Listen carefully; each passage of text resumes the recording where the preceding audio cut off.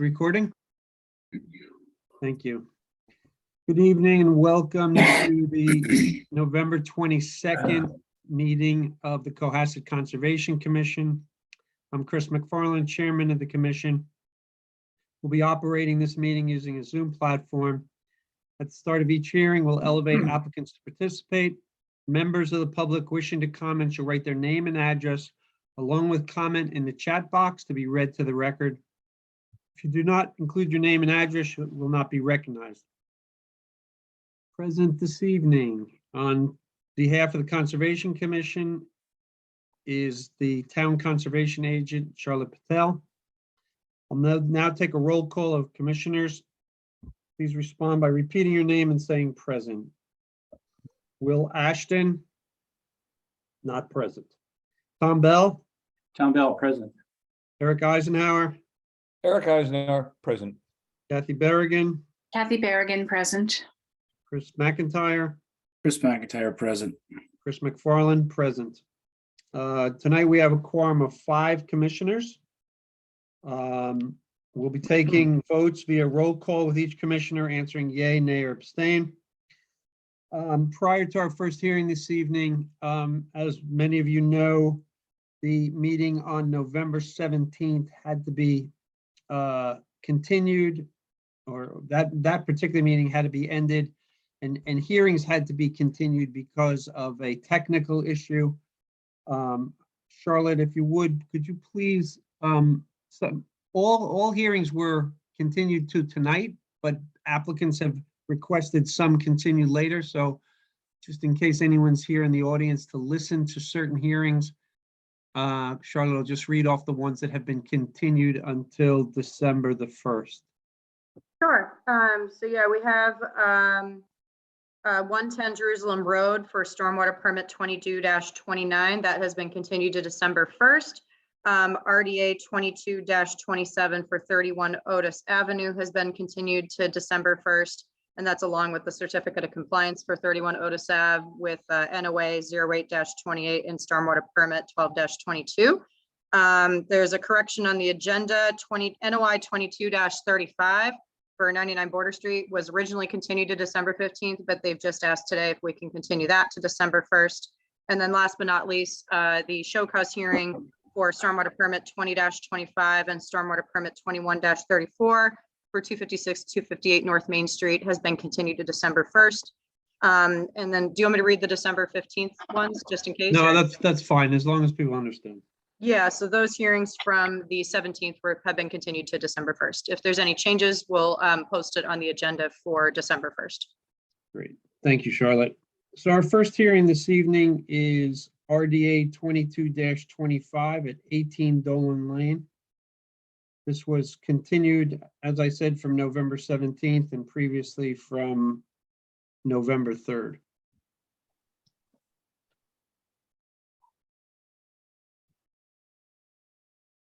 Hi, Donald, can you hear us? You're muted. So at the conclusion of the November 3rd hearing, it was determined that there would be a site visit. I know that Charlotte, Tom, and I believe Eric went out to the site. Charlotte or Tom, do you have an update from the site walk? Sure. Tom, do you want me to start or? Go, Charlotte. Okay. Yeah, so I know we got into this a little bit last week, but obviously we got distracted. So just to summarize the site visit, we looked at the wetlands have been reflagged. So we did look at the flags for the IVW and the stakes for the 25-foot buffer. And Donald walked us around the eastern side of the property closest to the house where he is proposing to pick up some of the fallen branch debris and fallen trees that are in the 25-foot buffer. So I can reshare my screen to show some of those photos. But I know Tom and Eric, you guys got a good look at that. And so most of the cleanup area, actually all of the cleanup area will be on the eastern side of the 25-foot buffer. So these are the photos within the 25-foot buffer to show the fallen tree from the storm and a lot of the branch and stick debris. So anything in the IVW is going to be left as is. And so this is pretty much the area that, Donald is proposing to clean up. Yeah, Tom, do you have anything else to add, or? No, that's accurate. So Tom, it's my understanding that having been on the site, it would be your recommendation to that some cleanup could occur, but that any materials should be basically reduced in size and left in the buffer zone. Is that correct? That's right. I mean, it's my understanding that the buffer zone is meant to protect the wetlands, and by removing the dead vegetation, we're just going to increase erosion from the sides into the wetland, and also deprive the surroundings of the material that's going to make additional soil, humus, and stuff. And I can see a way forward that instead of what I don't want to see is this whole area stripped of wood that's just going to rot anyway, and going down to bare earth or whatever. And it just seems to me that it should be, for the most part, left alone and left to regenerate. I'm a little puzzled how much debris actually ended up here. I did a site visit long ago when the house was being built, and I don't recall all this much debris on the forest floor. And I understand that there have been some strong windstorms and have knocked down trees, as you can see right there, this root ball sticking up. But it seemed like there's an awful lot of stuff there, and I just I don't understand how it all, the few trees that fell, I just don't understand how all of it really ended up where it is.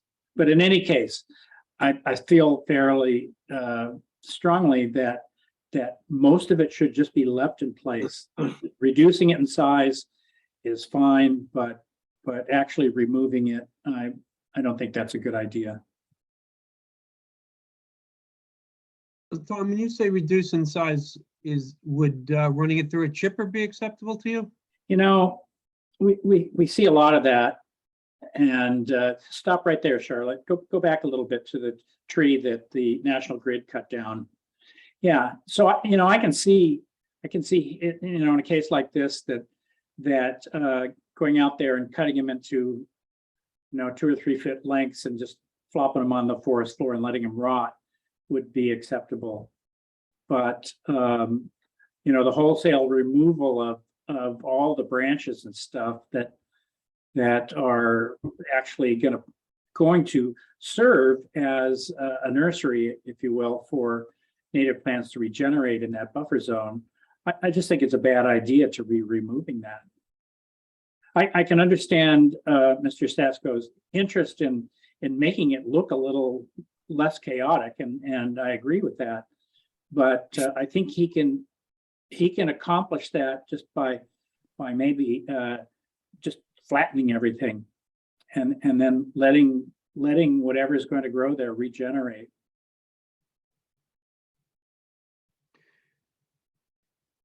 Mr. Stasko, do you have any comments? Yes, a lot of if you see the clear cut was done by National Grid. And I've had Charlotte there numerous times when things have taken place with National Grid that she understands the documents. That's had nothing to do with me. And that we would just like to clean the area up. We have no issue if you want to take the area where we're cleaning it up to put it in the wetlands to regenerate the wetlands. This is an isolated wetlands. It's not a continuous wetlands. And we're just, the board in the past has allowed people in the 25-foot buffer to clean the area up. And I thought on our on-site meeting with Mr. Bell and Mr. Eisenhower, at that time, they didn't really have an issue with this. I'm a little surprised by Mr. Bell's comments at this time from what was said on site, which was well documented.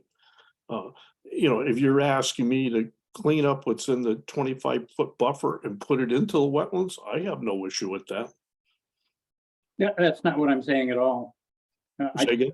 I'd be totally against moving the debris into the wetland itself. And my recollection is we simply asked questions. We didn't propose any solutions to this. And that's our role when we are on a site visit, is to, it's an inquiry to find out what your plan is, what your intentions are. And I don't think we stepped outside of that envelope. No, I disagree with that. Comments that were made there on site that are well documented. Well documented. How so? How so? Did you record us? Oh, yeah, the site, if you look on site, the site is videotaped and recorded. It's all posted there. I didn't see a videographer out there. Were you taking a video of our No, site visit? we have cameras all over the site for security reasons. All my properties have that. It's well documented by the Cohasset Police Department. So our voices are recorded there. Say again? Our voices, our conversation was recorded. Yeah, video, everything's taken on all my properties. Video, but audio. Yes, So we were being recorded without our permission or knowledge. Is that what you're well, saying? it's well posted as you walk on the site.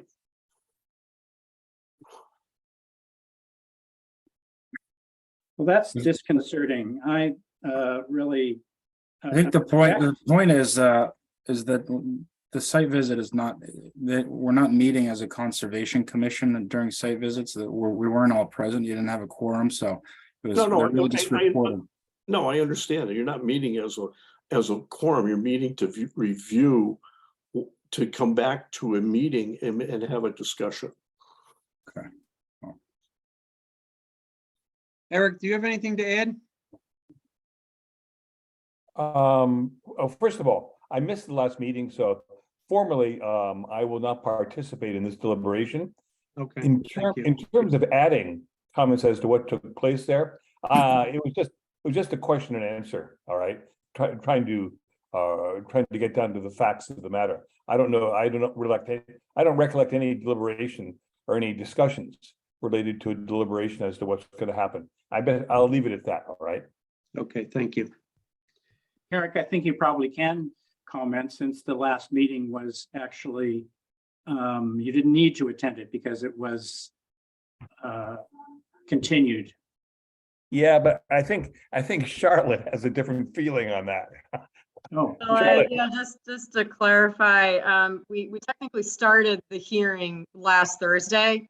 And unfortunately, Eric wasn't on the call. And then before that, there was one missed meeting that he did listen to and did sign a Mullen certificate for. But unfortunately, I think the second meeting was last Thursday, because we did start the conversation, but we unfortunately had to end the meeting for technical difficulties. So that's just my professional opinion, that we kind of had half a hearing last Thursday. So to be safe, it makes sense to have a quorum of 4 for this meeting. But Mr. Chair, if you have any other thoughts on that, let me know. Let's err on the conservative side there. And thank you, Eric, for your input. That's okay. So regardless, my memory does not have the fidelity of a video and audio recording. I still object to the fact that I was recorded without my knowledge. But I do still stand by at least my recollection, however imperfect it might be, that we stayed within the envelope of asking questions on the site. There was no deliberation. There were no suggestions. Okay, thank you. So, Tom, just one more time for clarity. I mean, you would be against chipping some of the smaller stuff? Yeah, I don't think chipping's a great solution, actually.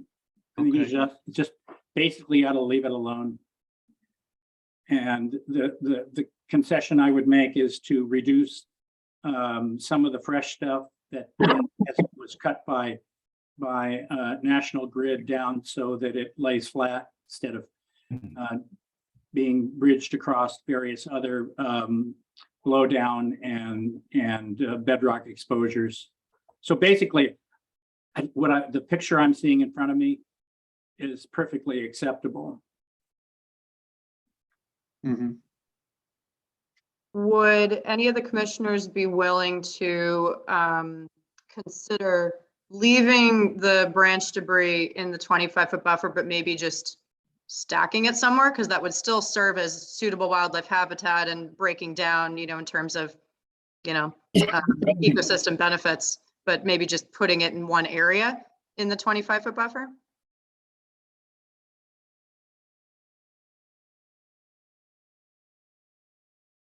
Well, I think what Tom said was that it certainly could be neatened, but not removed.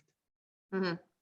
You can see in the picture that a lot of this stuff's been there a while, lost its bark, it's bleached, it's on its way to becoming soil. Let's let the process finish. Okay, thank you. Any comments from the public? Any other comments from commissioner or applicant? I think a lot of the debris has been there from dead trees that have fallen over. And that's what shows the bleaching and everything. They were standing until we had major windstorms and they were blown over. We even had a tree that's alive that the top of the tree just snapped off from one of the storms. So that's pretty relevant there. We're just trying to clean the site up, stay within, the isolated wetlands, clean up some of the stuff that National Grid did that just left it there, which I think is unsightly. And, some of these, you can see what's been blown over, which were dead trees. And then, with a high wind factor, they were blown over. That's pretty prevalent. Yeah, I think, That's a there's natural process that happens in all forests. The National Grid cutting, I'd agree to do something about that, but all the stuff that's naturally cascaded, if you will, into this zone that is there to act as a buffer between development and the wetland should stay as it is. No, but we're staying out of the isolated wetlands. And I'm talking about the buffer. It's a 25 buffer. In the past, this board has agreed on other incidences to let people clean up the 25 buffer. If the board is arbitrary or capricious against me in this area, that's their stand. We just have to take it to another authority. Okay. I will say that in the time I've been on this board, I don't recollect ever letting anyone kind of take stuff out of the buffer, that the buffer has always been kind of held sacred. There's a number of cases where we've allowed trees to be cut down for safety reasons.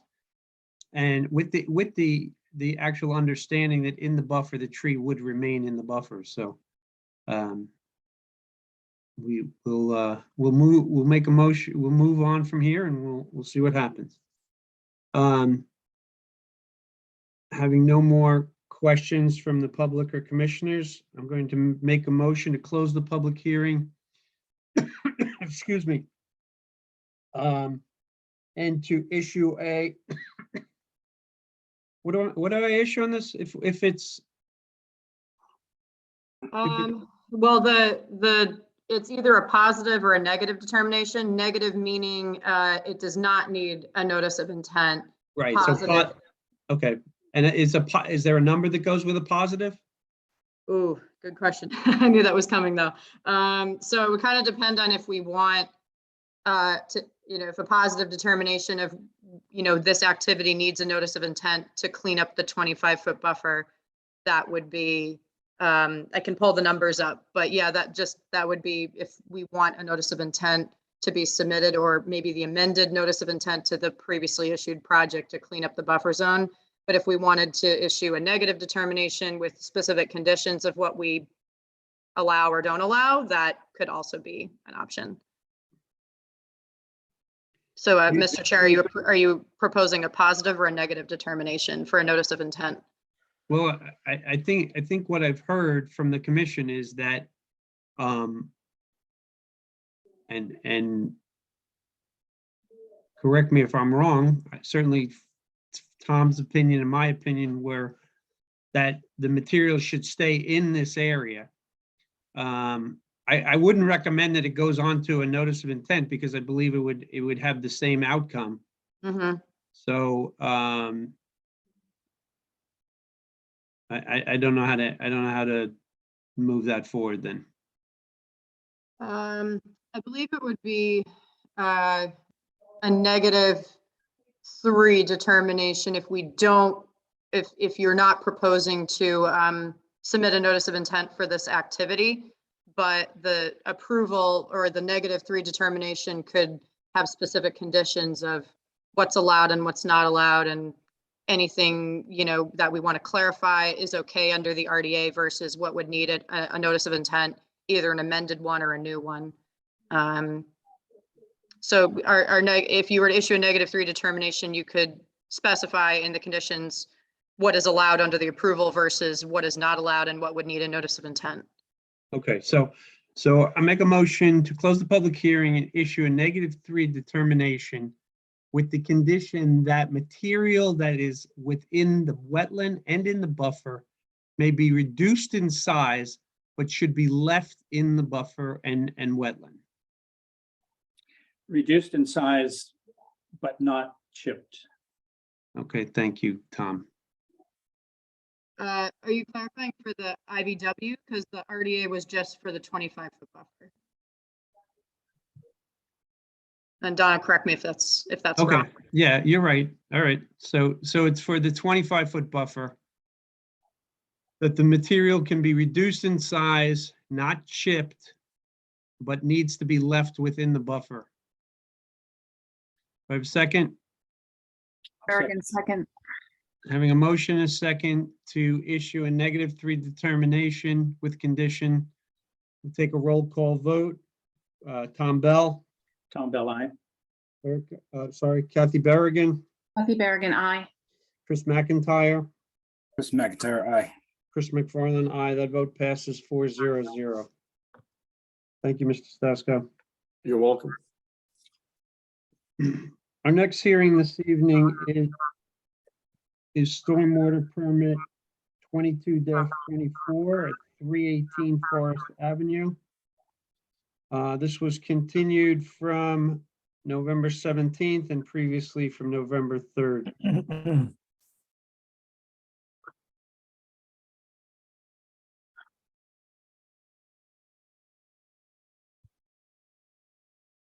I think we're gonna start tonight's hearing by hearing of a third-party review of on water quality. Is that correct, Charlotte?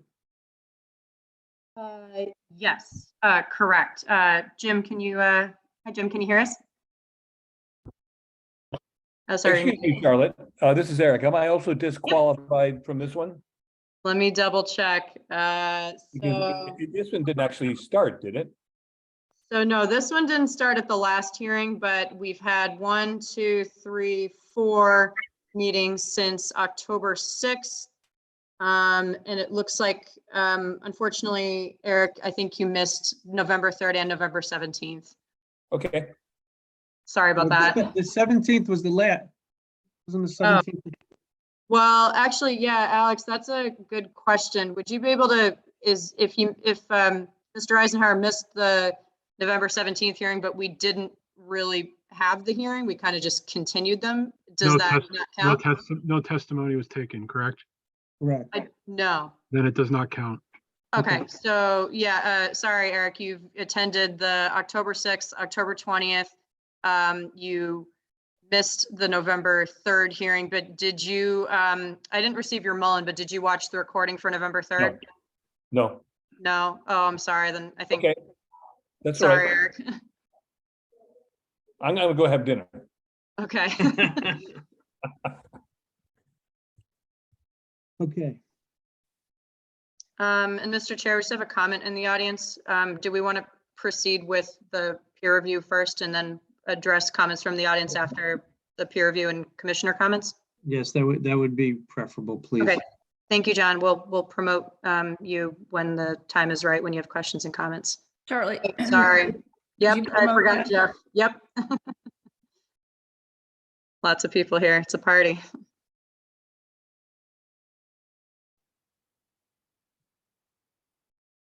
So Jim, could I ask you to review kind of the points of your third-party review for water quality? Absolutely. I have a brief presentation for that purpose. Okay, so obviously this is related to the peer review on water quality modeling for 318 Forest Avenue. This is roughly the site plan showing actually the breakup of the different watershed areas within the site. And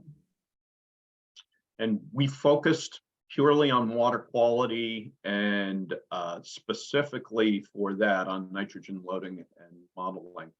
So under this, the review standards include Cohasset bylaws for stormwater, for the stormwater management bylaw. That's Article 24, which has the goal of protecting water quality and a purpose related to protecting water quality and ensuring that the characteristics of post-development runoff are as good or better than pre-development. And then performance standards shall include pretreatment and water quality. Those are the things that we were essentially reviewing under.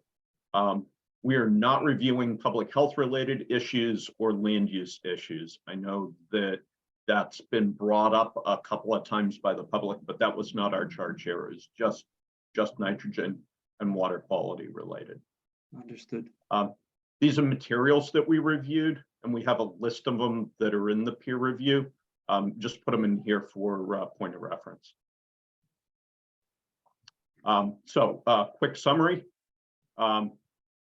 First off, horse behavior with implications for NOx, which is just an abbreviation for nitrogen, nitrate nitrogen. So nitrate loading. So we ask that the applicant confirm that the horses will spend only 10% of their time outside of the stable. That was one of the things that was affirmed, claimed in the materials review we reviewed. Confirmed that the horses will not defecate outside of the stable. That's another thing that was claimed. Then mass of nitrogen. We concur with the mass of nitrogen of wet manure likely to be produced. So the total weight of that, if you will, or total mass. And the applicant should confirm, however, the concentration of the nitrogen as it relates to wet manure from the proposed 3 horses.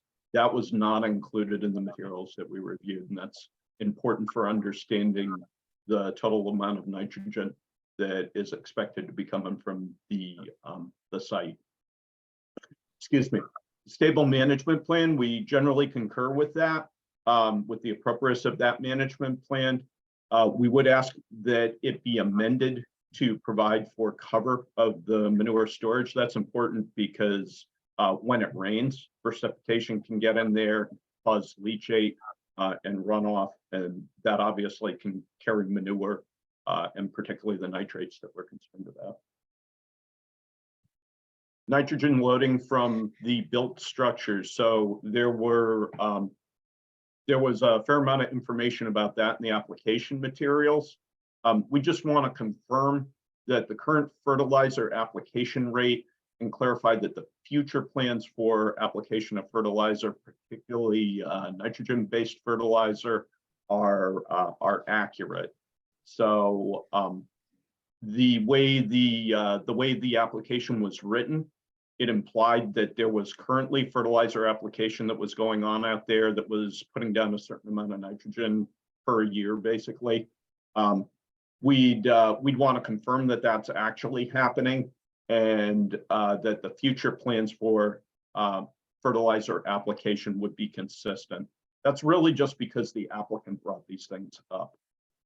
Comparison to watershed mass nitrogen loading to Straits Pond.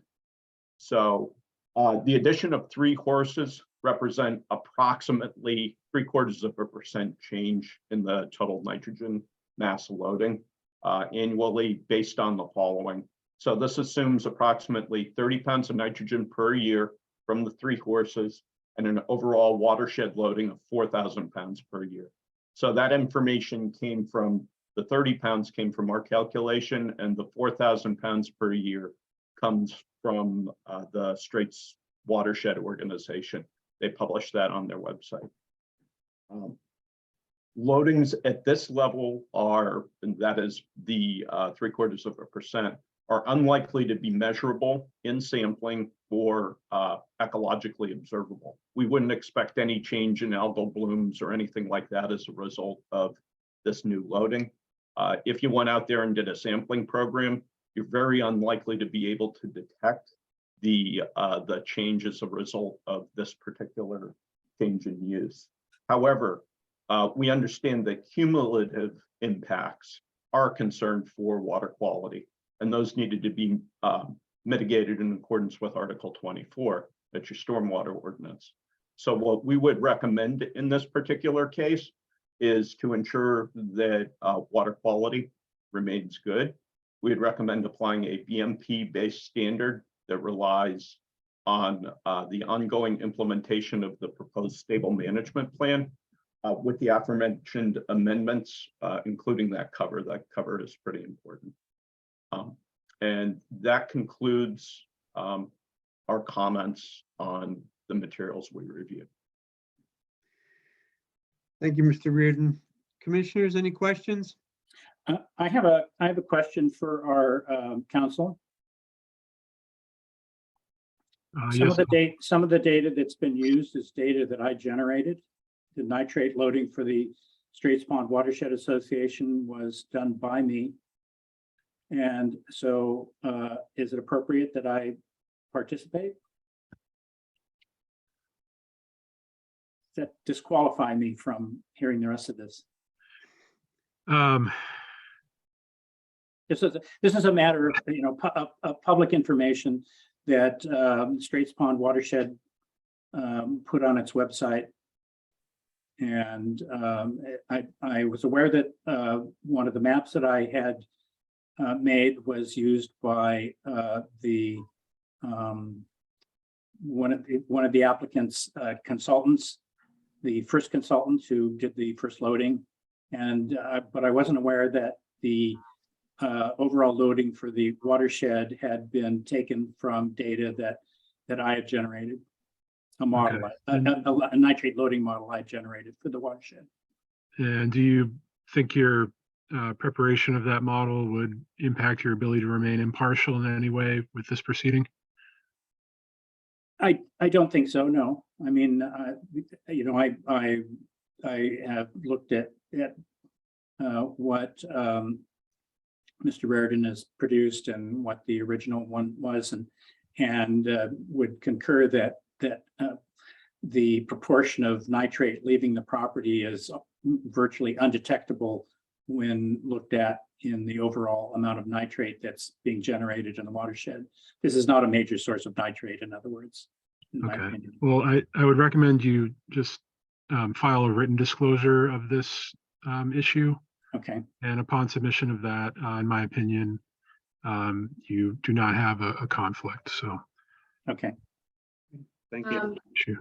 Alex, I'll just clarify too that Mr. Bell is a part of the Straits Watershed Association, which is separate from this commission, and that data was on the website was available before, I assume, this hearing started, and probably well before then. So I guess timing wise, I don't think that also impacts anything, does it? I believe I published that data in about 4 years ago. Okay. Yeah, Yes. I think just submitting a brief written disclosure should suffice. Good. Okay. And the applicant concurs, as we have no issue with Mr. Bell participating in this meeting. Thank you, Joe. You're welcome. Any other comments from commissioners? Or questions? Alex, did you have anything to add to tonight's hearing? Not at this point, Mr. Chairman. Happy to answer any questions. Thank you. Is are we open to discussing the entirety of the project or simply the peer review? No, you can address the entirety. Yeah, I just have a brief question about the infiltration chamber. I was looking at the cross section and I have a question for Ms. Hudson. Yes, Tom. Yeah, so it was pointed out, I think, by the abutter that the inverts of the inflow into the infiltration chamber and the overflow are at the same elevation, and indeed they are. And so I don't understand quite how that, I know it's only a foot thick, but essentially there's no head or little head to push that water to infiltrate. It looks to me like the water that enters that infiltration chamber is going to immediately it's going to exit it. So could you clarify that for me? And I have one more question, and that is, it's not clear to me what kind of gravel you're putting in here. Is this crusher run, or is it poorly or well-graded material? I'm just curious about the inflows and outflows here, because it seems to me that the porosity and permeability are going to be important for this to actually work properly. Yeah, so both the infiltration system and the trench, we're proposing the 3/4 of an inch to 1.5 inch double wash stone. And as far as, let me just scroll down. As far as the pipes are concerned, they are not connected. So the inflow pipes, I'm just bringing them into perforated pipes that are laid flat. And the outflow pipes are located here. So the water would have to run over to this side. At the end of the day, we're reducing the amount of flow, both volume and peak rate of runoff going out. But if, we could very well bring up the pipe, 6 inches, the inlet pipes, and have the outlet pipe at the bottom. Unfortunately, because it is only a 1 foot system, Yeah. there isn't much space. Mhm. Yeah, no, I understand that. It seems to me that's backwards. It seems to me that the outflow pipe should be higher than the inflow pipe. Oh, no, so That'd increase the residence time in the chamber, wouldn't it? And it would also increase what little head there is in there to facilitate infiltration. It would, however, what we're trying to do here is control peak rate of runoff and volume. As far as treatment is concerned, because once again, I know that I sound like a broken record, but we're decreasing the amount of impervious. However, the trench is providing some treatment, and this is providing some treatment, even though there's no water quality volume to treat. But once again, as far as the volume and the peak rate of runoff, there is no issue, because we are not eliminating the flow during the 2-year storm, because really having it down low, it's allowing flow during the 2-year storm, which is the most common storm, right? But we are reducing it still because of the trench and the infiltration system. Once again, if it is preferred, I can certainly bring up the pipes so that they are just, the top of the pipe would be at the top of the system, because they are 6-inch pipes. So the inlet of the, let me go over here. The inlet of the inlet pipe would be over here in the middle, and the outlet pipe would be at the bottom. So that brings up another issue. That your inlet pipe can carry greater volume than your outlet pipe. So that's one thing I don't quite get, why they aren't the same size, or in fact, if anything, why the outlet pipe isn't a little bit larger than the inlet pipe. That's because what we're trying, I have a couple of more things to say here. Secondly, the residence time in the system may provide some ability to pre-treat that water or to treat that water. And I think the third thing that I'm wondering about, I'll just get it all out there at once so you can kind of help me understand, is why that outlet pipe doesn't go so close to the abutter's property. I mean, it's going to discharge fairly close to the abutter's property, and I don't understand quite why that is so. Why didn't you just put that outlet pipe and start it and open it up right there where your cursor is at that first X? okay. Instead, it looks like your design point is much closer to the abutter's property than maybe it needs to be. Maybe there's a reason for that. So I'm all ears. Okay, so I will try to remember all the questions, but if I forget, please remind me. So the reason, I don't know if you remember, but in a previous, actually a couple of previous submittals, we had the outlet pipes vertically. And what that did was, it contained the 2-year storm. And then it started overflowing during the 10 and the 100-year storms. However, the abutter had raised concerns about freezing.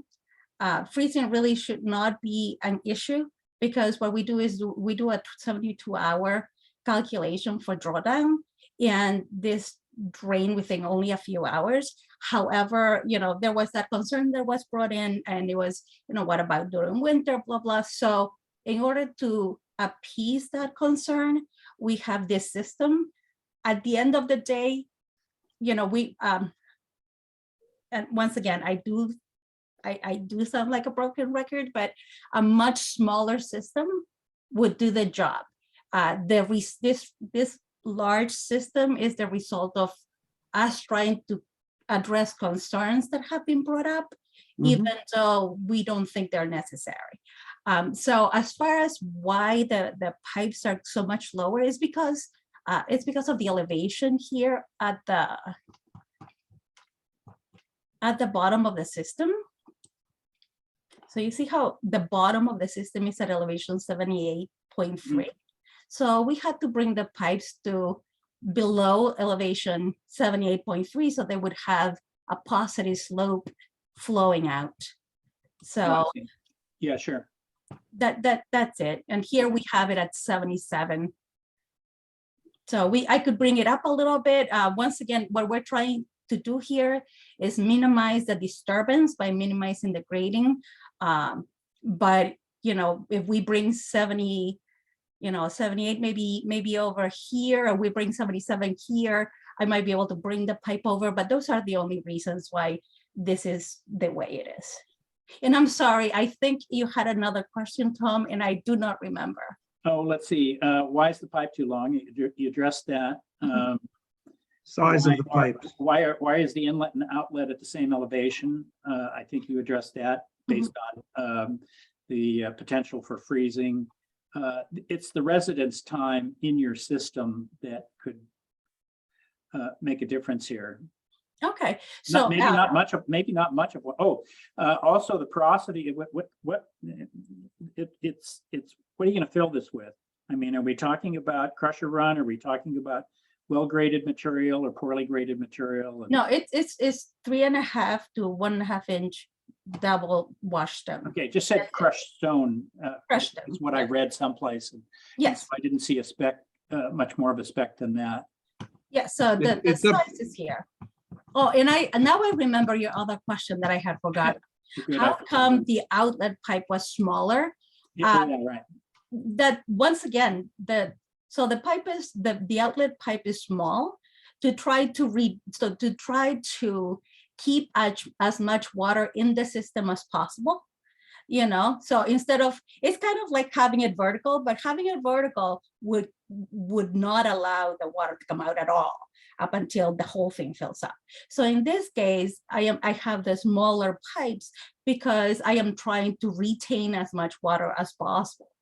But there's only so much I can retain because, the killer is always the 100-year storm, So- and So what, this so is- what happens if it's overwhelmed, where the outlet Well- is unable to drain the system? It's going to break out through the top, isn't it?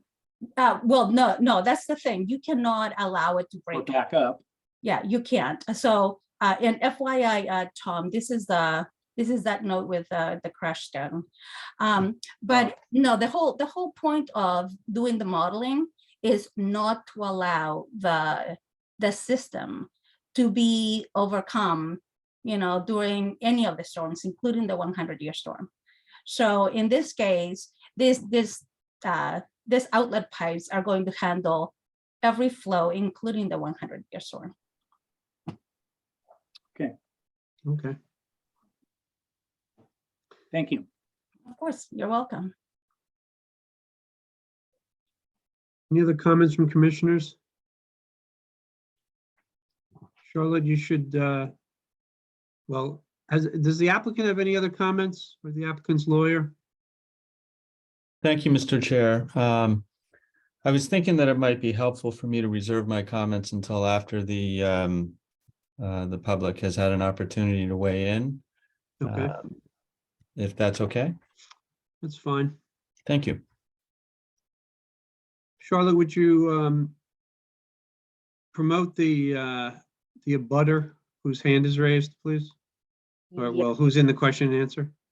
Yes. Sorry, Carmen, is it okay if you stop sharing your screen? I can't see my my list of people here. Thank you, sorry.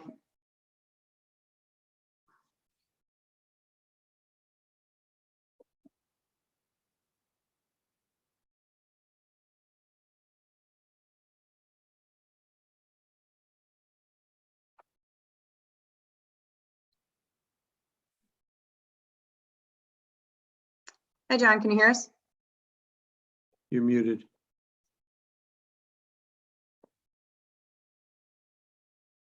Mr. Green, if you're muted. Sorry about that. Can you hear me? Yes, is there anyone else in the attendees who you needed to have elevated? Yes, I put that in my request, Charlotte, if you could please elevate Lee and Mark, engineer. Sure. I'll just ask Mr. Chair, can we organize this a little bit with addressing the peer review comments, just so that Mr. Riordan on the call can address those first before moving on to anything else? Yeah, that'd be great. Okay.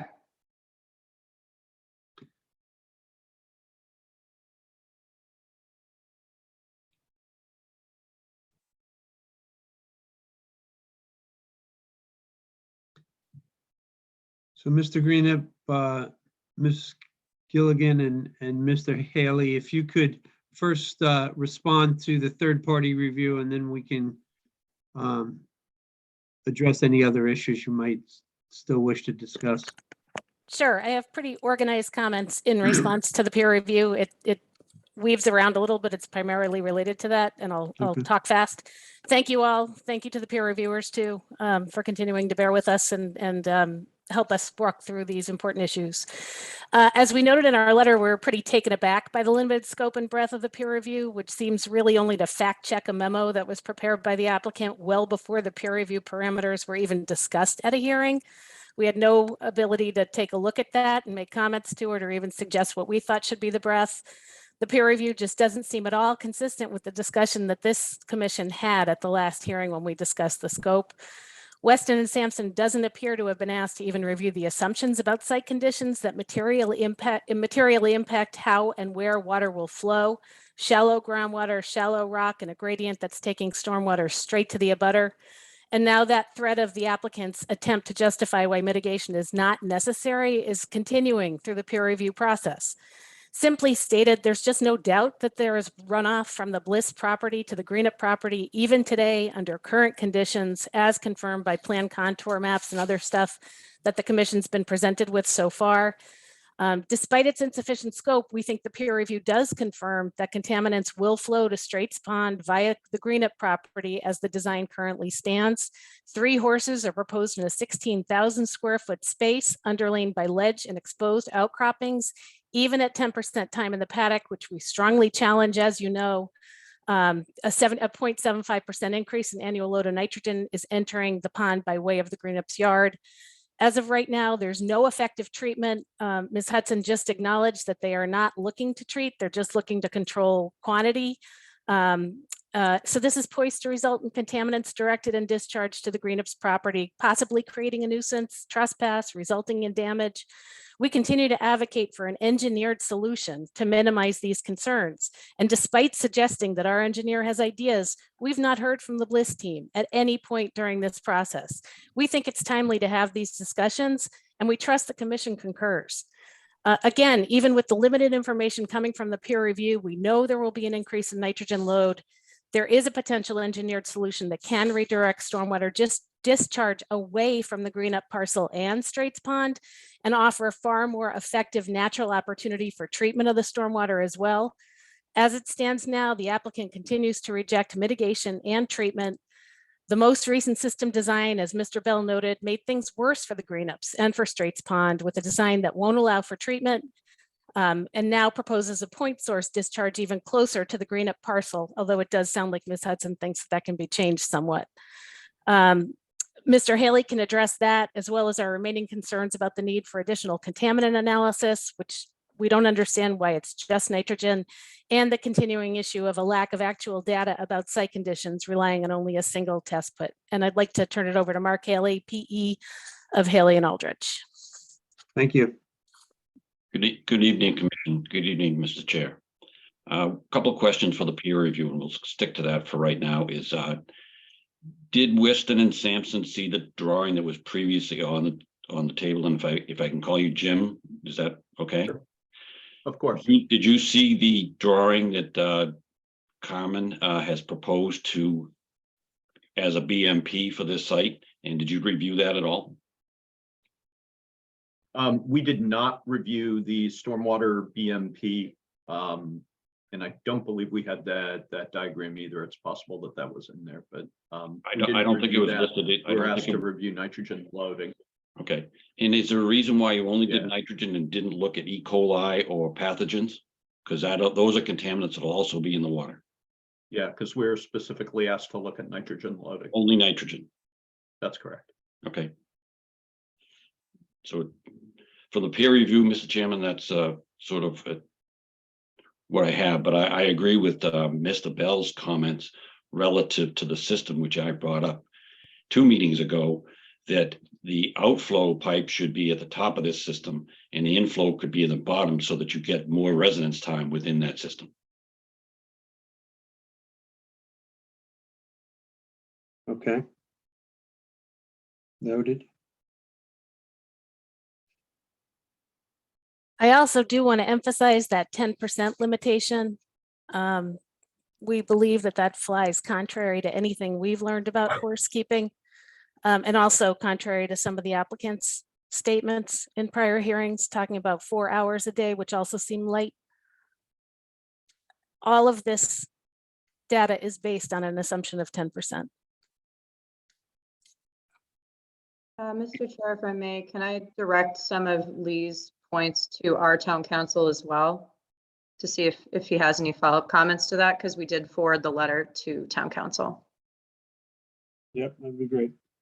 Alex, would you be able to weigh in on some of that? Because that might clarify some stuff of what the purpose of the peer review was as we originally discussed. Well, generally, the purpose of the peer review, I think, as everyone knows, is to confirm water quality, which is the main aspect of the commission's jurisdiction under the stormwater bylaw. So, you know, to the extent that the emphasis was on nitrogen, you know, Charlotte, I'm not sure, I wasn't really involved in coming up with the scope of his work, but, you know, certainly nitrogen would be one of the primary concerns, I think, with the type of runoff that we're dealing with here. Did you have any other more specific questions, Charlotte, or? No, and I just wanted to clarify that at least during the last hearing, we mostly discussed nitrogen. I know phosphorus was brought up a little bit, but I don't believe this commission voted on a peer review for E. coli and phosphorus and other contaminants. I believe our focus was nitrogen, but if any commissioners are under an assumption that this was different and the scope is supposed to be different, then that's. Well, I didn't know it was being limited to nitrogen. I thought we were specifically just asking about water quality. Okay, the discussions are mostly about nitrogen though, so that's why I'm confused. If I could just, if I could ask one thing, Commissioner? Yes, If I can just remind the group that at that last hearing, we sent a note back, and what we tried to do is be prescriptive in what we thought we heard. What we thought we heard was that we were going to receive a loading, meaning the load that the horses are going to apply from an agricultural perspective into the soil.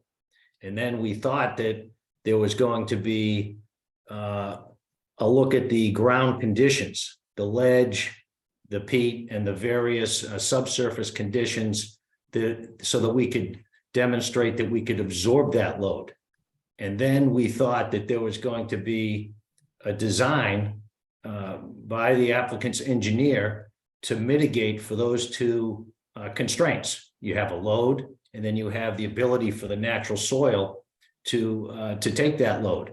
And then the engineer would then do a design for the load versus what can naturally be applied, and then engineer more mitigation so that the water quality can be washed, so to speak, so that it can have its time to be cleansed before it departs the property.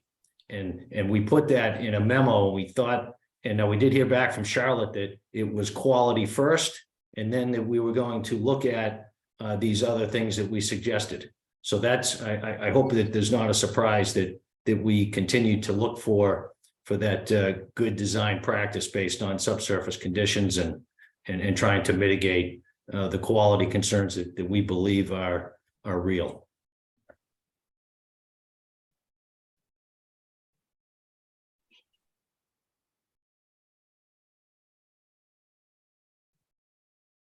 Mr. Reardon, is that technically possible? Could you be a little more specific, Mr. McFarland? So the question is, given the loading that has been determined, now granted that your purview is limited to nitrogen, but if that was expanded to anything else that might affect water quality, is it reasonable to assume that one could determine not, let me think about that. In your report, you basically say that there is a minute amount of material that will potentially will make it to Straits Pond, which suggests that it's not being harnessed.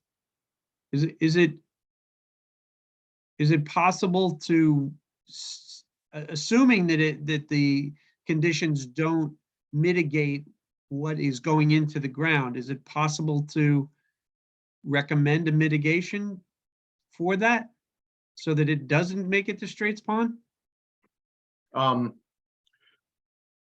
So I guess a couple of clarifying points. So the total amount of nitrogen is, that we would expect to see from the three horses based on that 10% number, annually would be about 30 pounds of nitrogen.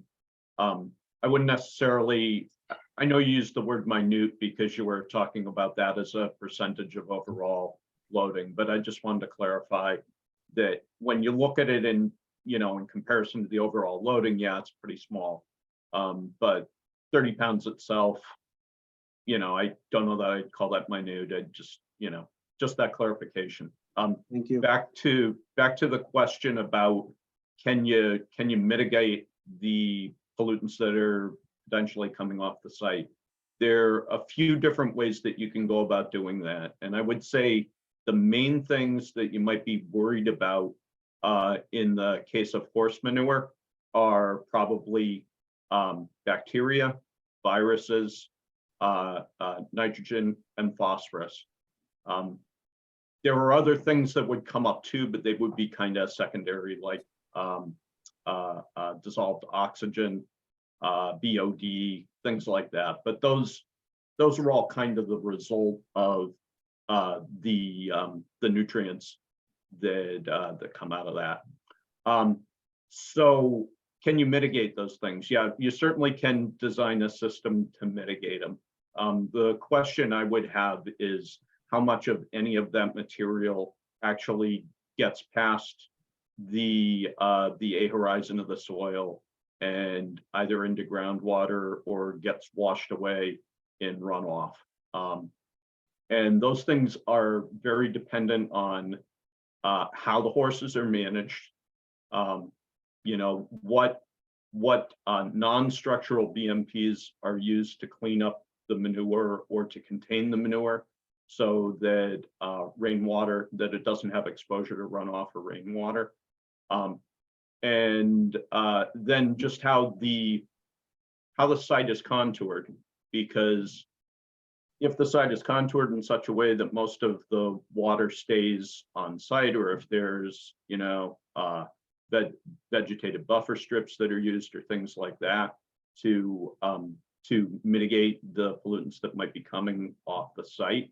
And there are significant non-structural BMPs that are used. In other words, you're cleaning up the manure, like is pretty much proposed at this site.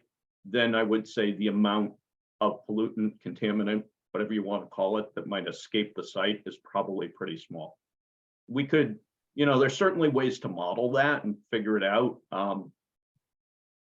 You know, the models are a long way from being perfect, but you can definitely mitigate a site like this. And Mr. Chair, I'll just clarify to everybody that in the updated stable management plan, in pasture maintenance, in addition to keeping the stalls clean and dry, the pastures will be monitored. Manure will be removed from the pasture with the vacuum system, but just it later says it will collect in a sealed container, allowing easy transfer into the trailer. And that the, you know, they are clarifying that it will be covered. So I guess unless the Blisses have anything to add, I just wanted to say that they did clarify the stable management plan to emphasize that the manure will be in the shed and closed and covered to prevent any weather exposure. But please correct me if that's not right. No, that's 100% accurate. We would remove all of the manure from the pasture and from the stalls and retain that manure in a trailer, which is inside a 4-walled shed with a concrete floor, actually. Before it's taken off site Before it's taken off site to Holly Hill. Which is what is the requirement if Stormwater Standard 5 actually did apply. If you recall, I submitted a letter which walked the commission through the legal analysis, which your council agreed to. And with respect to that particular item, there was a issue of if you are in a zone 2 or a zone 3 water resource area, the standard was that you need to store, if you're going to be storing manure, it needs to be in a container and not left in the pasture, so to speak. And so over the course of this hearing, we you know, our stable management plan, which was accepted by the Board of Health for sanitary purposes, has gone through a bit of an evolution and has been modified to be even more stringent. When we first came to this commission a month and a half, 2 months ago, we did not propose to store the manure in a container which was covered, and we did not propose to store it inside on a concrete floor. such that there's no concern with respect to the manure escaping and leaching into the ground. So I just wanted to point that out. And I'm happy to address the remainder of the comments once the abutters have concluded their commentary.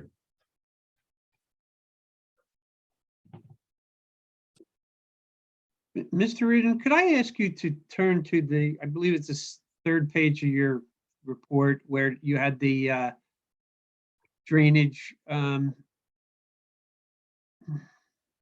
sorry, word escapes me. You had 3 drainage areas. Yep. I'm just, yeah, thank you. I'll make that a bit bigger. How's that? Thank you. That's fine.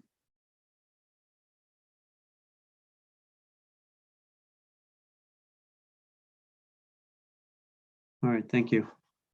You're welcome.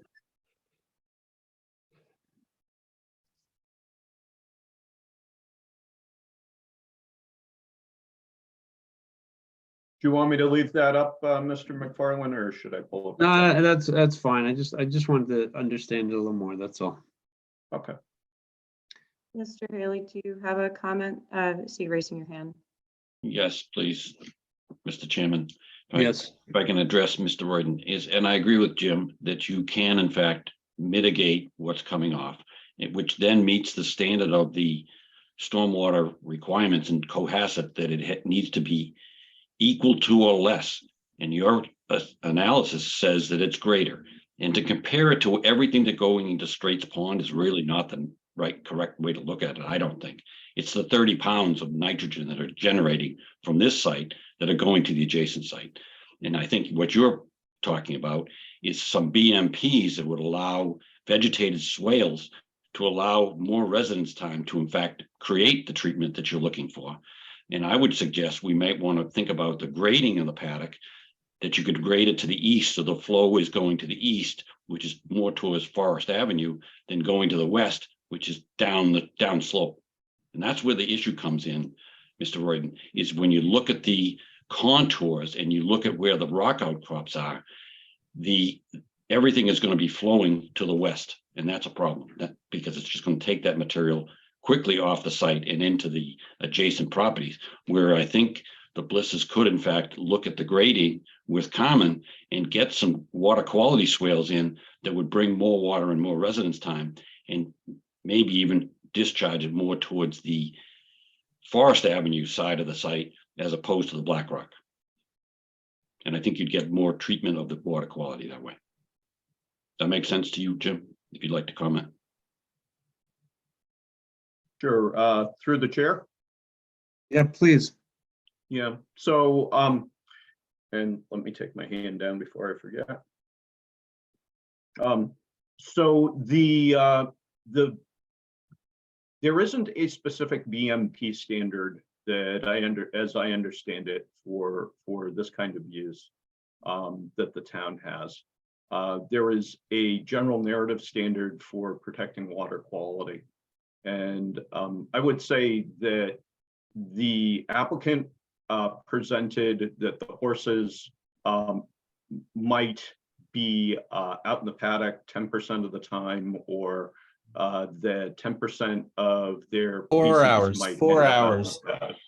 4 hours, Jim. Let's just clear it up. We had mentioned in the prior hearing that we were likely to have our horses in the paddock for 4 hours, which is 16% of the day, as opposed to 10%. But Okay, thank you. but the letter which Jim was responding to concerned urination, a conservative estimate of urinating in the paddock 10% of the time is a conservative estimate. And that's what was discussed in the letter. I just wanted to clarify the fact on that so we don't go down this rabbit hole of 10%. It was 10% of the amount of urine produced by a horse in any given day, which was what was stated in the letter. In And that's a any case, conservative analysis, because in any most are going to be in the stall. so in any case, the thing I would point out is that the BMP proposed out there, the stable management plan, called for vacuuming the fecal material. Obviously, you can't vacuum the urine, but that percolates down in the soil. But the feces themselves, you can. If the urine's down in the soil, it's not getting picked up by runoff. It's not leaving the site. More than likely, in the A horizon of soil, it would get taken up before it got anywhere near groundwater. So I would not expect to see, a significant amount of nitrogen, percolating into the groundwater and leaving the site that way either. So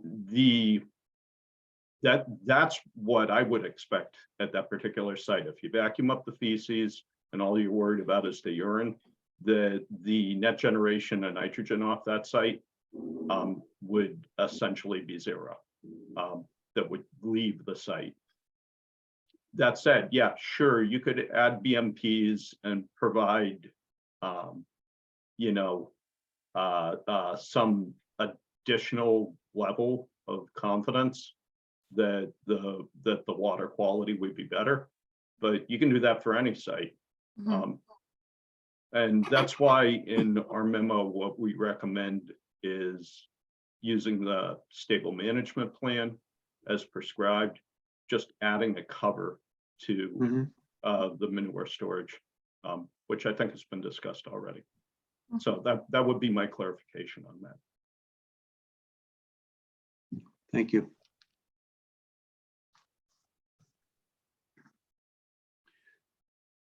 Carmen, could you, the overflow for your retention basin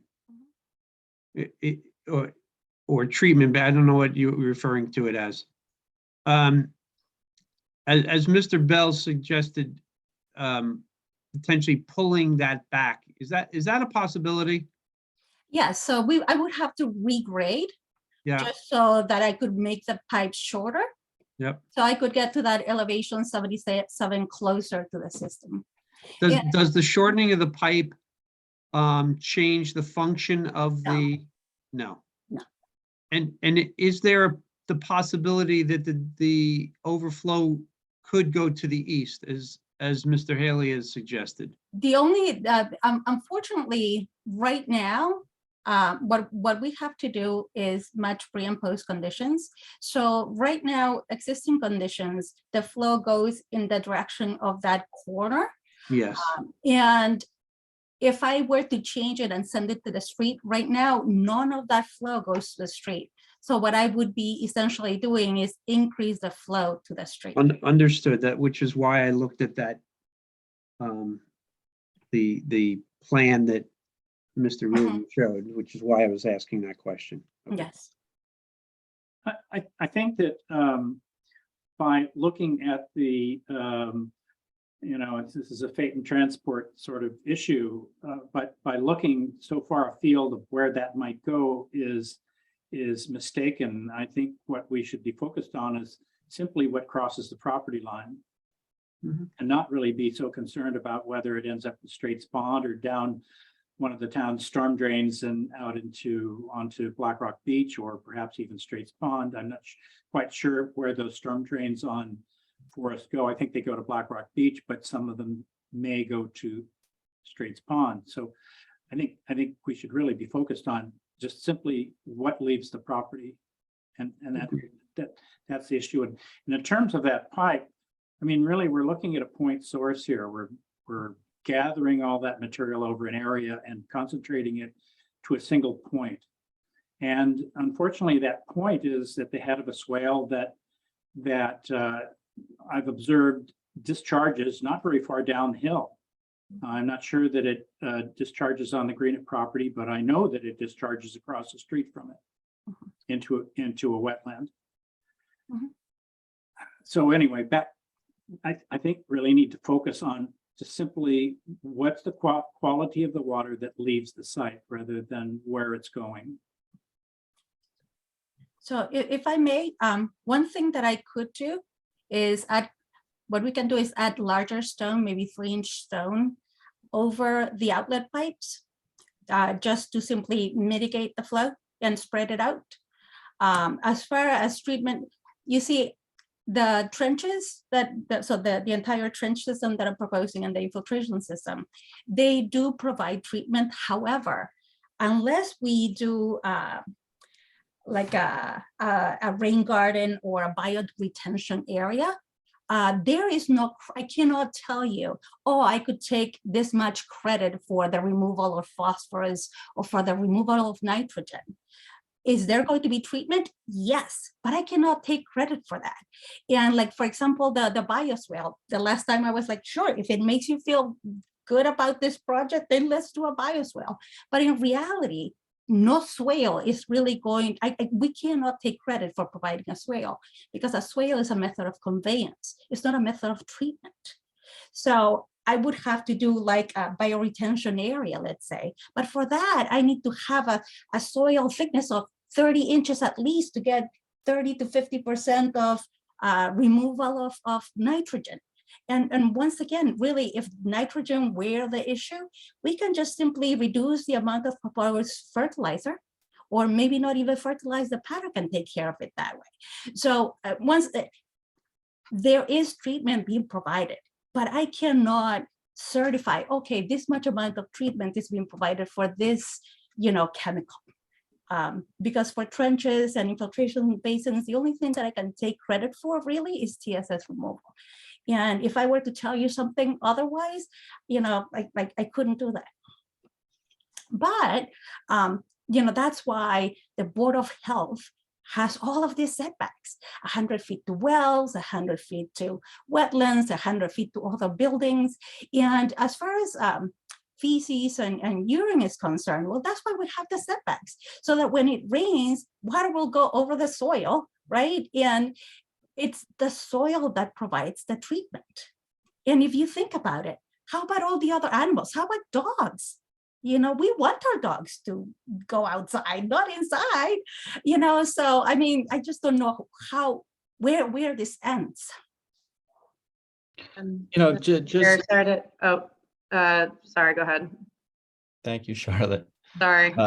Since Carmen mentioned it, she mentioned the concept of reducing the amount of fertilizer, and I believe in some of the materials that were submitted, there was the conclusion that if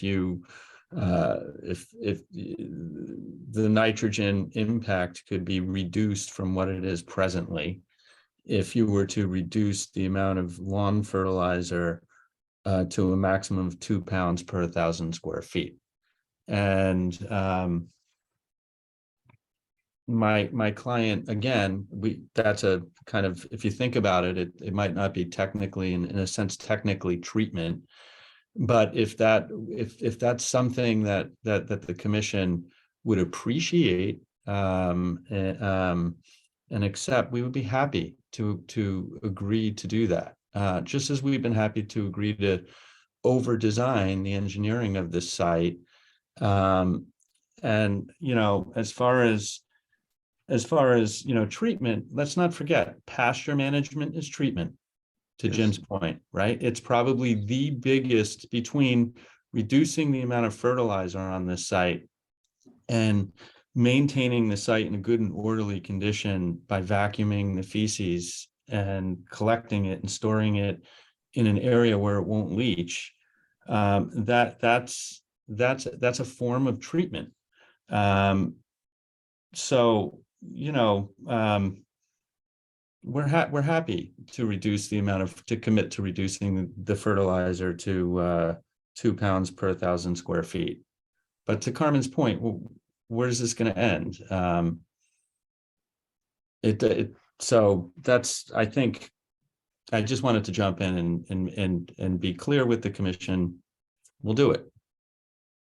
And I think it's a tremendous asset because no one else, I just had a project on Straits Pond 2 or 3 months ago. And there was a kind of offbeat comment about fertilizer, but that was about it. There are lawns right on Strait Pond where there is, orders of conditions and fertilizers going directly into the pond. We're a quarter of a mile away. So happy to do it. Thank you. Charlotte, correct me if I'm wrong, but that is a standard condition that we issue for all work adjacent to the ACEC. Is that right? So it's a standard condition in orders of condition for any wetland permit, but we haven't issued one consistently within, at least since I've been here, we haven't issued a consistent condition if you're within a certain amount of feet of an ACEC to reduce nitrogen. But if the applicant's willing to do that as a condition, I think that's feasible. But Mr. Chair, we do have a hand raised in the audience. Yes. From Mr. Greeniff. Mr. Greeniff, please. Thank you. And I'm going to say this at the risk of getting yelled at later by Lee and Mark, but I've spent a lot of time studying this, not to be a disruptor, not to prevent anything, but for my own safety. And I think hearing Tom today, we've got some common interests here. Interest for me and my family, and interest for a protected area. We said this earlier, you may have not caught it all because I think Lee was trying to get her comments in quickly, and I think it may have been overlooked, but Tom, I agree with you 100%. What we've created is a point load discharge over there by my property. I also believe that where that retention basin is not a good place because it's on such a slope. And whenever, again, I might digress a little bit, whenever I look at a site, I try to figure out how to best accomplish, the things that we're trying to do. And that's what I was trying to say earlier. You got to understand the loading. You got to understand what you have naturally, and then you can engineer some solutions. Well, at that site, what we have is a big hole in the ground that happens to be to the east of the paddock. And that's an existing swimming pool that's going to be removed. That is far bigger than Carmen would need to create such a basin. And what we could do is slope the soil towards that pool. And that pool could be the place where you have some cleansing. What you could also do is just to the south of your paddock fence, towards the south, you could create a bioswale outside the fence so the horses don't trample on it. And that could also slope towards the east. And now, and Carmen, I beg to differ, when that water is inside that bioswale, it's getting cleaned. It may not be getting reduced in quantity, but it is getting cleaner. So it's improved in its quality. That's why you plant those various species inside that bioswale. And then that could also run just to the south of the pool. So when the pool fills up, you have your pipe leaving the top, and you got a real deep pool there. I think my son jumped in it a few times and he never got hurt. So then the overflow could run towards that bioswale that you created, and that bioswale could go down towards that sports court where there's already a big drainage, crushed stone all the way around that sport court. And then to the east of the sport court, there's a pipe that goes to Forest Ave. I guarantee you that the water that arrives at that sport court is going to be 10 times cleaner than the way you have it designed right now. All we need to do is look at the site. And I'm offering you one of the best engineers in the business, Mr. Haley, to help you through that process. But we can't keep doing what we're doing. We can't keep trying to find out reasons why we don't need to do anything. Human error can always be a problem. The maintenance plan that's I'm sure you're going to do your best at the horse maintenance. But you know what? On a real nice day, I'm sure you're going to want to leave your horses outside a little more. So why leave that to chance? That's why we have engineers. That's what puts us in business, so that we can make up for the human error, because it happens once in a while. Please, commissioners, take us up on our offer. Let us talk to Carmen and the team and look at some of these solutions that can take natural use of the property that's existing, which already is a difficult site. There's a lot of ledge, and a lot of the ledge is towards our property as well, creating that slope. This can be done, but you just gotta want to do it. Apologize for embellishing. Quite all right, thank you. Commissioners, any other comments? Anyone from the public?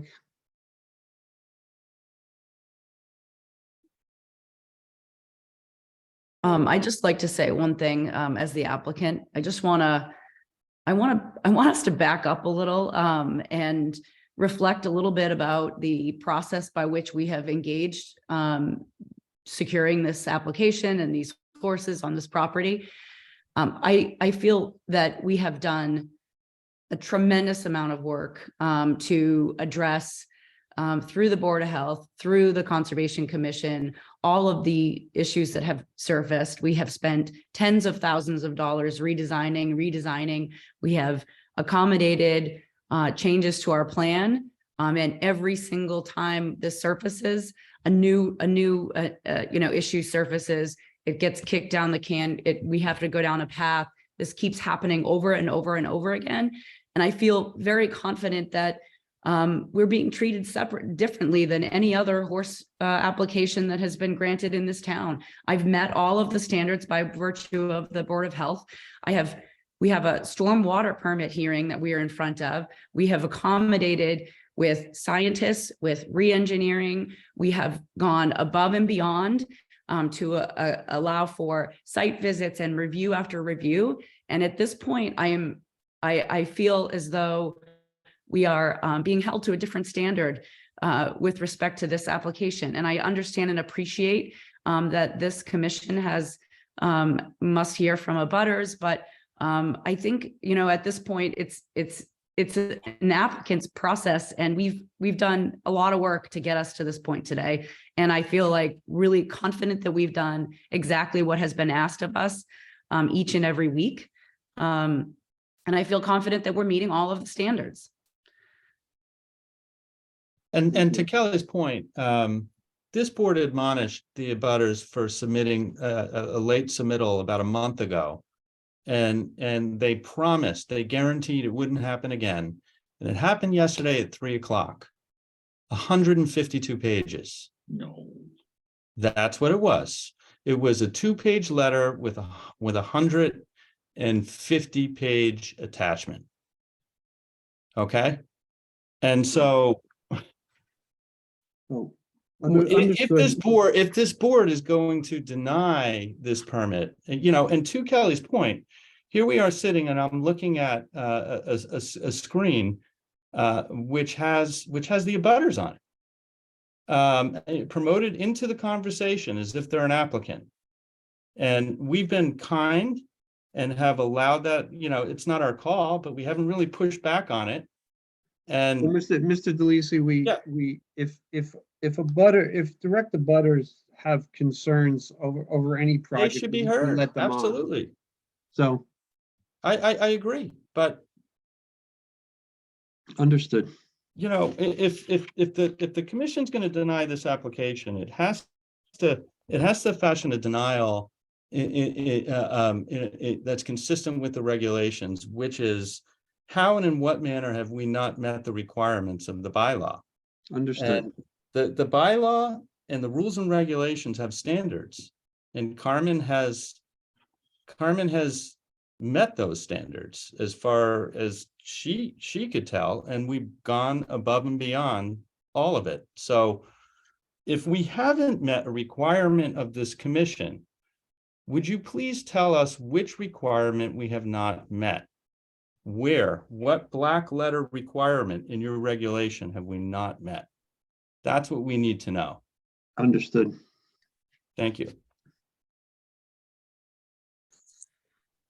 Mr. Chair, we have a hand raised from Ms. Gilligan. Yes, Ms. Gillian.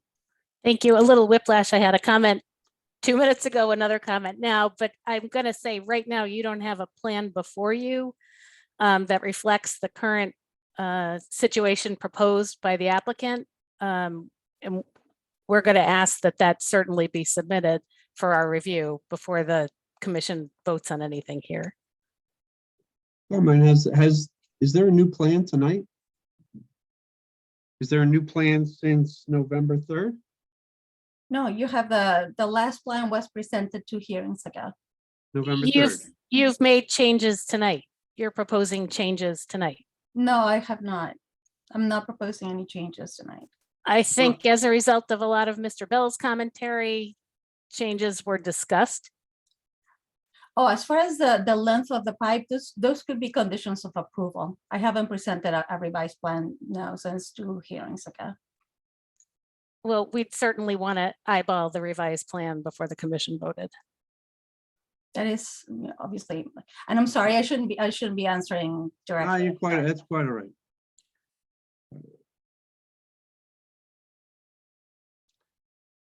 Any additional comments? No? Well, I'm only one vote here, but I'm going to say my piece and then I'm going to hopefully move on from here.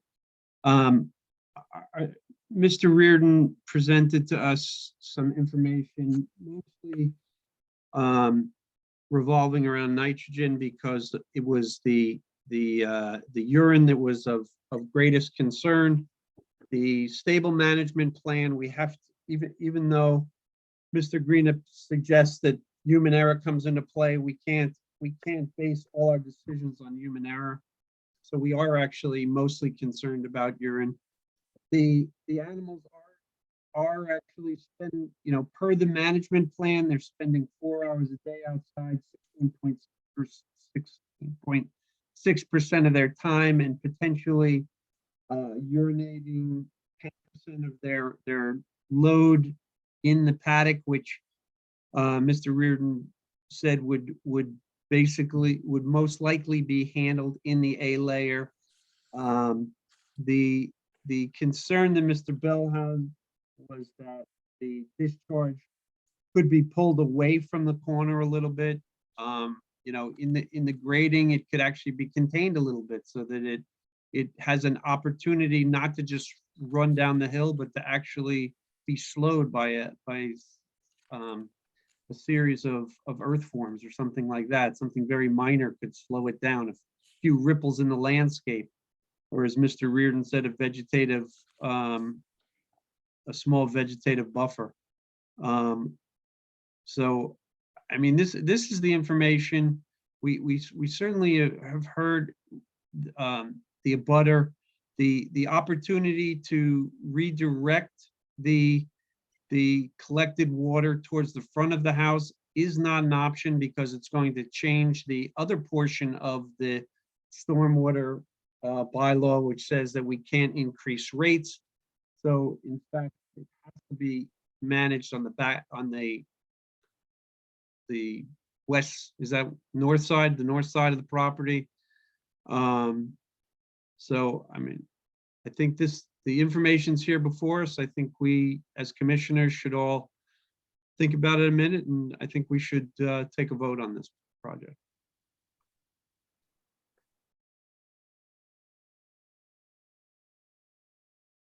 So there are 4 commissioners who are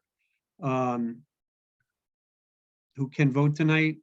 This would require, Lee, do you have your hand up again? I do. Obviously, we really take an issue with your taking that action. It's not our choice to make, but we would like to discuss, if you are going to take that action, what those conditions might look like, say the time limitation in the paddock, any downstream monitoring of water quality on behalf of my client on a regular basis, reportable to the commission. We think steps can be taken through conditions where they're not being taken by the commission to protect this abutter. We'd like to see those steps taken by the commission at a very bare minimum. Well, the conditions that you just mentioned, the stable management plan is part of this application, and the applicant would be required to comply with that. If there's evidence to the fact that they are not complying with that, then that can be brought back to the commission, also be brought to the Board of Health.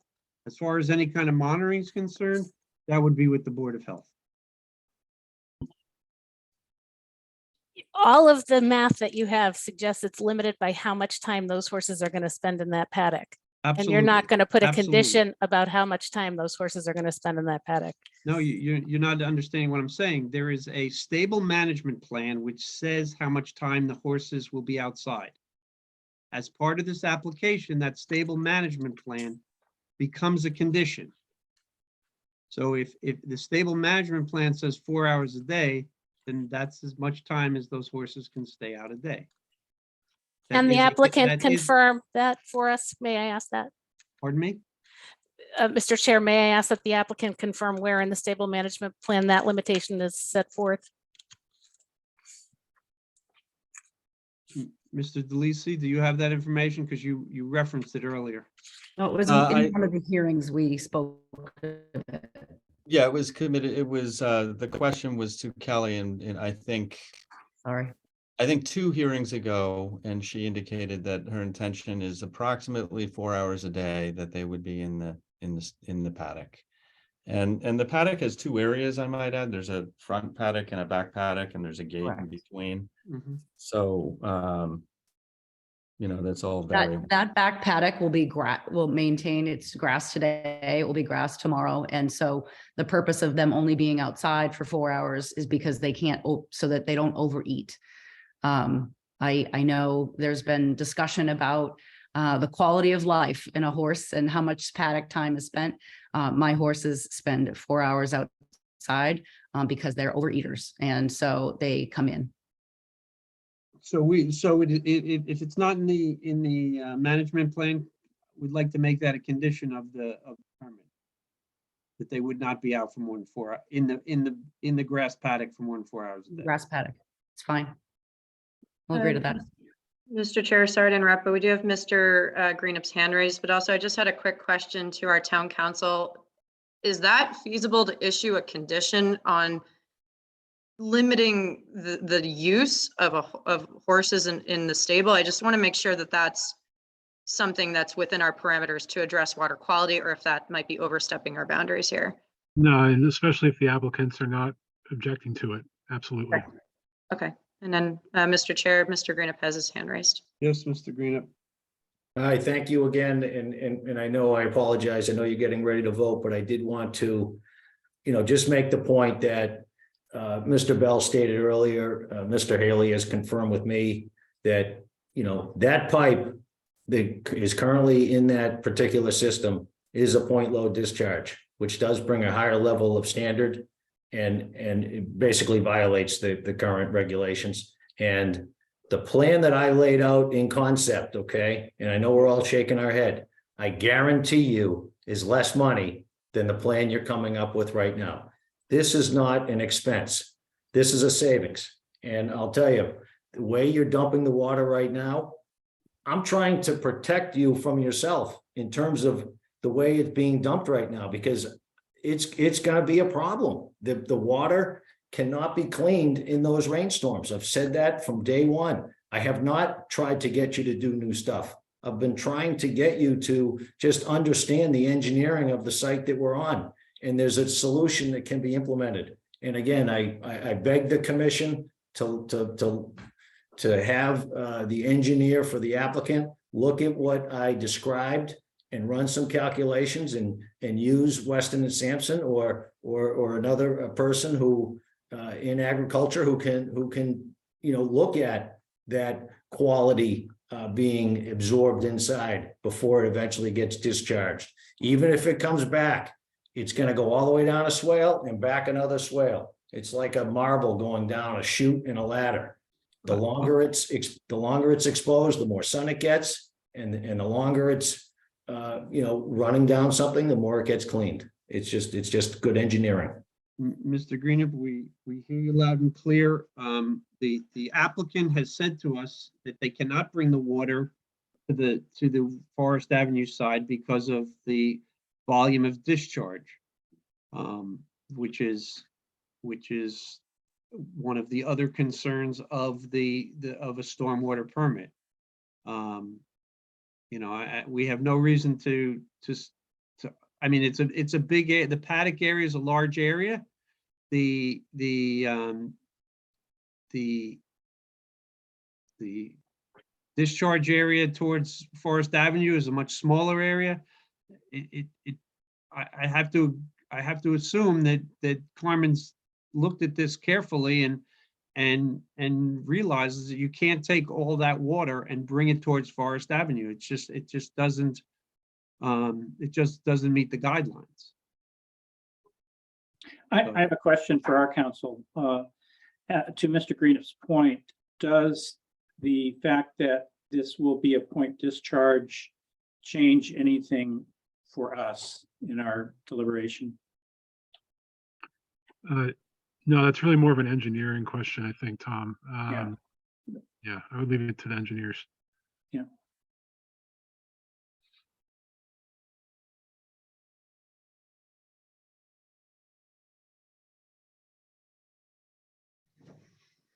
Carmen, I'm going to ask you one last question. Is if you pulled the pipe back, you said you would have to regrade. Yes. Could you put in an earth form that slowed the water as it went across the surface? I could, once again, the reason I put those pipes at the bottom was because before Mr. Haley had mentioned a concern about freezing. Mm-hmm. So originally I had pipes overflowing over the top. Yes. So I could just put them back on the top, so that they overflow during the 10 with the 100-year storm instead. And we would agree to pull in the pipe back. It's we'll pull it back half the distance. It's We not can gonna- either do not gonna that or, negatively- negatively impact the goal of the infiltration. Is that entire chamber below the frost line, Ms. Hudson? No, It's not. no, the frost. So in other words, in a particularly cold winter, your whole system's going to freeze up. Is that right? That's the norm in Cohasset. In Yeah, that's like- Cohasset, what we have primarily. So what happens then? That's my question. When your system is totally frozen, I wonder if you can actually meet the. So first of all, when we do the stormwater modeling, we don't assume that there's not going to be infiltration. If there were no infiltration, then it would be, so if you think about it, existing conditions, if you consider it completely, the surface completely frozen, then it would be like it was an ice rink, right? And proposed conditions would be the same ice rink because we're not making the area larger. So when we do the modeling, we never assume, okay, there's going to be no exfiltration, because we always, first of all, the rates of exfiltration that we have for each one of the soils already has a factor of safety. You see, and we have to make sure that it exfiltrates, within 72 hours using that rate of exfiltration. So there's no, oh, you use this for summer and this for winter. There's no such thing. As a scientist, I look at these rules that we have, and I'm perplexed sometimes about the deviation from reality. It's just something that wouldn't fly in a lot of other professional environments.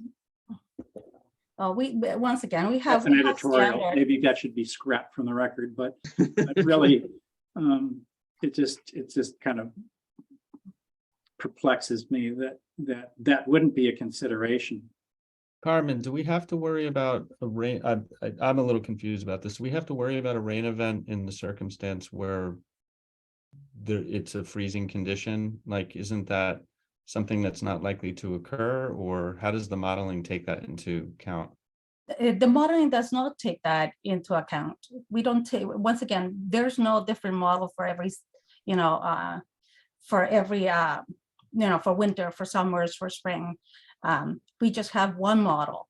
And like I mentioned before, if the ground is frozen, then we have to assume, okay, it's frozen in existing conditions and it's frozen in proposed conditions. Therefore, the amount of runoff is the same because it's as if it were paved, right? Because it's solid. But in reality, it isn't. It doesn't freeze. Why?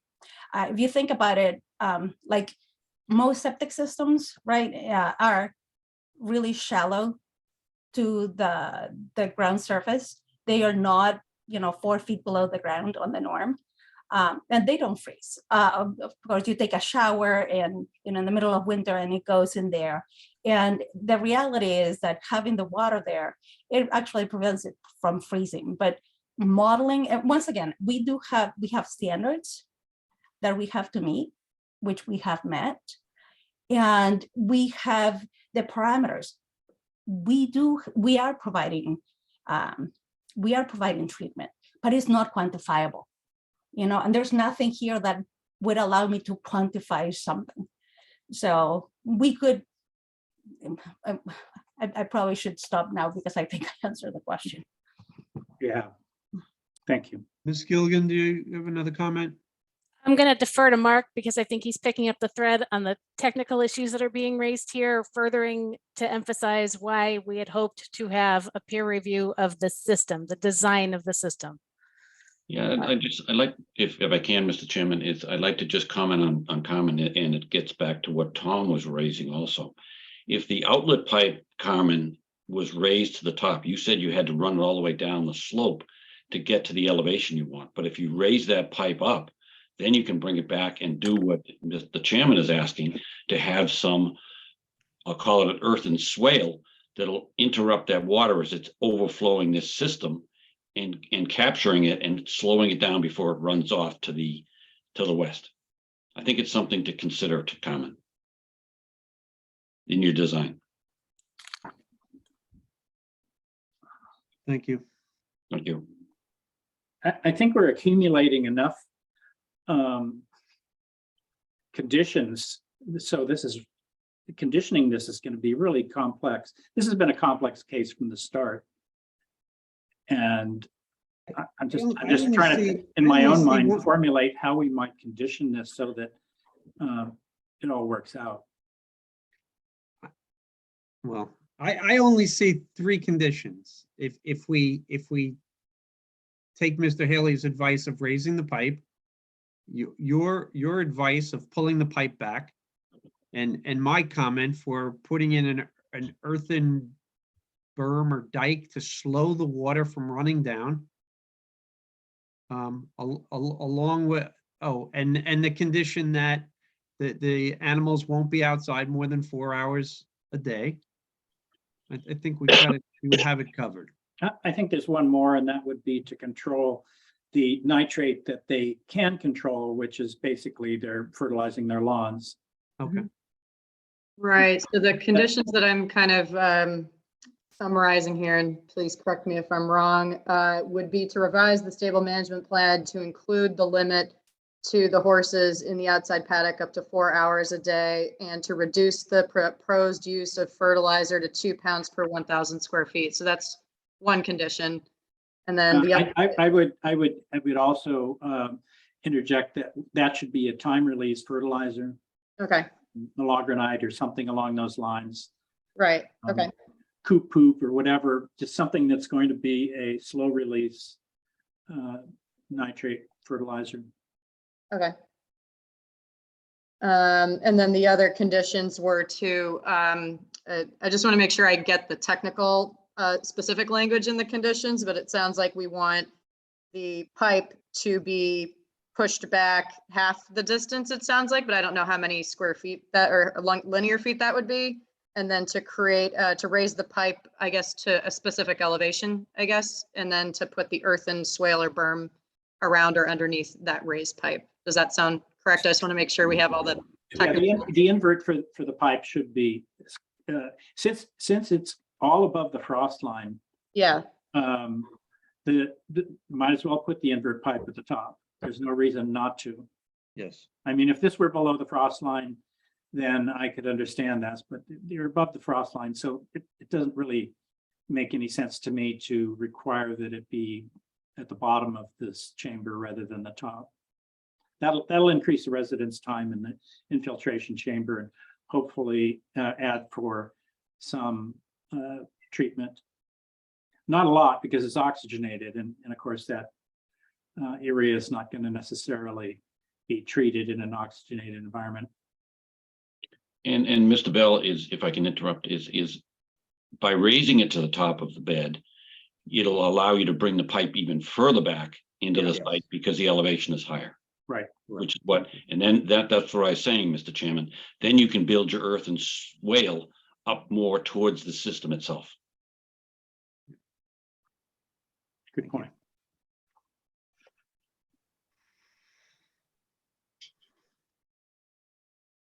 Yeah, I'd like to, seeing no more questions, I'd like to close the public hearing and make a motion to close the public hearing and to issue an order, issue a stormwater permit, 22-24 for 318 Forest Avenue with the conditions as just discussed and documented by Charlotte. Do I have a second? I'll second it. Having a motion and a second to issue a stormwater permit 22-24 for 318 Forest Avenue. Take a roll call vote. Tom Bell, Tom Bell, aye. Kathy Berrigan, Kathy Berrigan, I. Chris McIntyre, Chris McIntyre, aye. Chris McFarland, aye. That vote passes 4-0-0. Thank you very much, everyone. Thank you very much. Have a good night. Thank you. Hey, happy Thanksgiving. Thank you very much. Happy Thanksgiving. Thanks. Thank you, Mr. Chairman. Happy Thanksgiving. Thanks, everyone. Thanks, Everyone. Okay, our next hearing this evening is an ANRAD 22-35 for 68 Nichols Road to identify wetland resource area.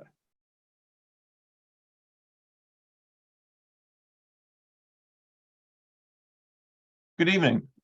Sorry, am I on? I missed the beginning. Hello, Brendan. How are you? Good, how you doing? We're great.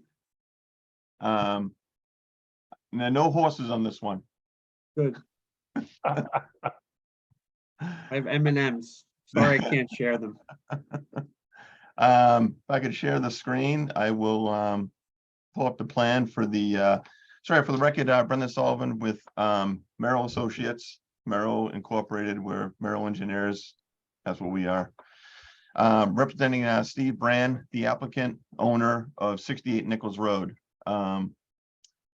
So 68 Nichols Road is on the portion of the lagoon of Little Harbor, the little harbor off of the harbor per se, the north side of Nichols Road. And we have a few resource areas here. We have land subject to coastal storm flowage, which is elevation AE10. We have a salt marsh, and then we have, of course, a coastal bank back there as well. So the delineation was done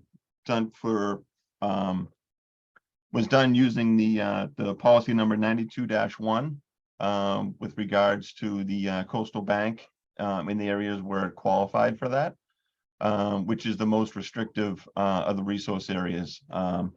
So I do have the salt marsh designated in the blue line here with the salt marsh flags. I have the 50-foot buffer to the salt marsh, and I have the 100-foot buffer to the salt marsh. We have the elevation 10 of the floodplain, elevation AE10, which is down near the toe of the slope, just upland of the salt marsh. And then from that, we've basically used diagrams 2 and 3 to delineate the coastal bank, which is where the slope is, let's see, greater than 4-to-1.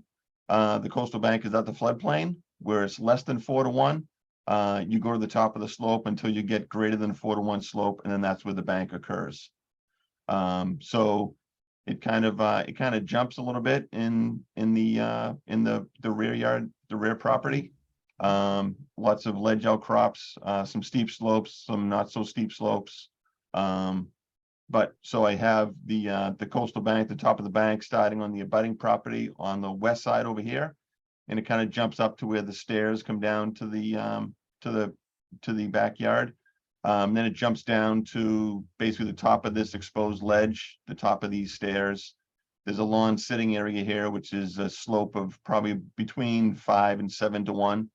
So therefore, the top of the slope, the coastal bank is delineated here. Then it jumps up again to the top of this ledge. And then it jumps down to the, basically to the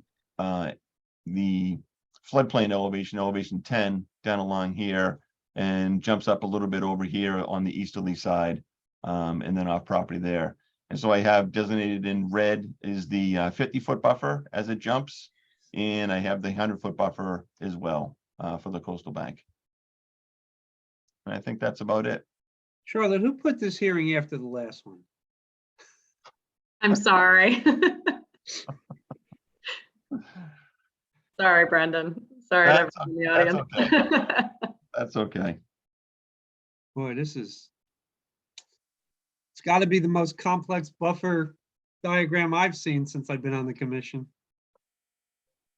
It does bounce around quite a bit. Okay.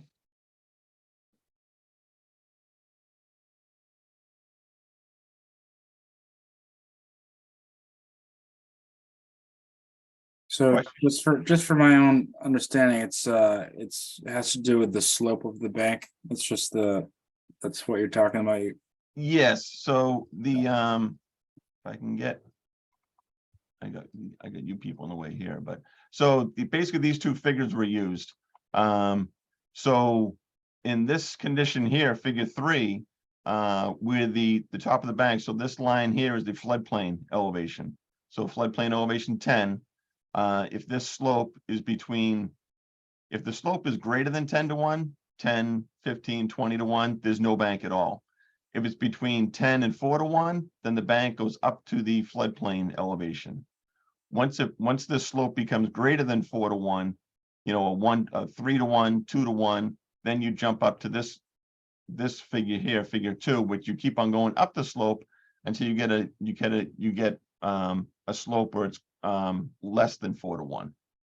And that's really the two figures that we used in this condition here. And it's all functioning basically the way I look at it is that it's the bank is there for a vertical separation to the floodplain, but also to which doesn't happen a lot in some of these cases, but because there's so much ledge exposed in Cohasset, but it supports nutrients and sand to the beach and resource area below. Yep. So the steeper the slope, the more you're going to get rolling down the slope, the less of the slope. And how they come up with 4 to 1, I'm not quite sure, but that's their guidance. There is no definition of coastal bank in the Wetlands Protection Act. Mr. Sullivan, do you have some sort of tool in AutoCAD that will do this for you? Do you have to sit there with a ruler and your calculator and do this? No, it's pretty straightforward. It really was looking for 4 feet between the contours. Yeah. So that's basically what I use. Yeah. Here I also used a I did use a smart level. So and it matters, so the smart level will give you the percentage of the slope. So you're looking at 25%, right? 1 and 4. So 25, anything greater than 25% slope is a greater than, so then you chase the slope up. So I did a lot of topography. We went back out there a number of times to do some detailed topography, because you can easily miss, a small level area that brings you to less than 4 to 1. So I did some extra topography out there and field verified it with like I said, the smart level helped out as well. So you did your own level survey, is that, and then created the contours from that? Yes, this is all from on the ground survey.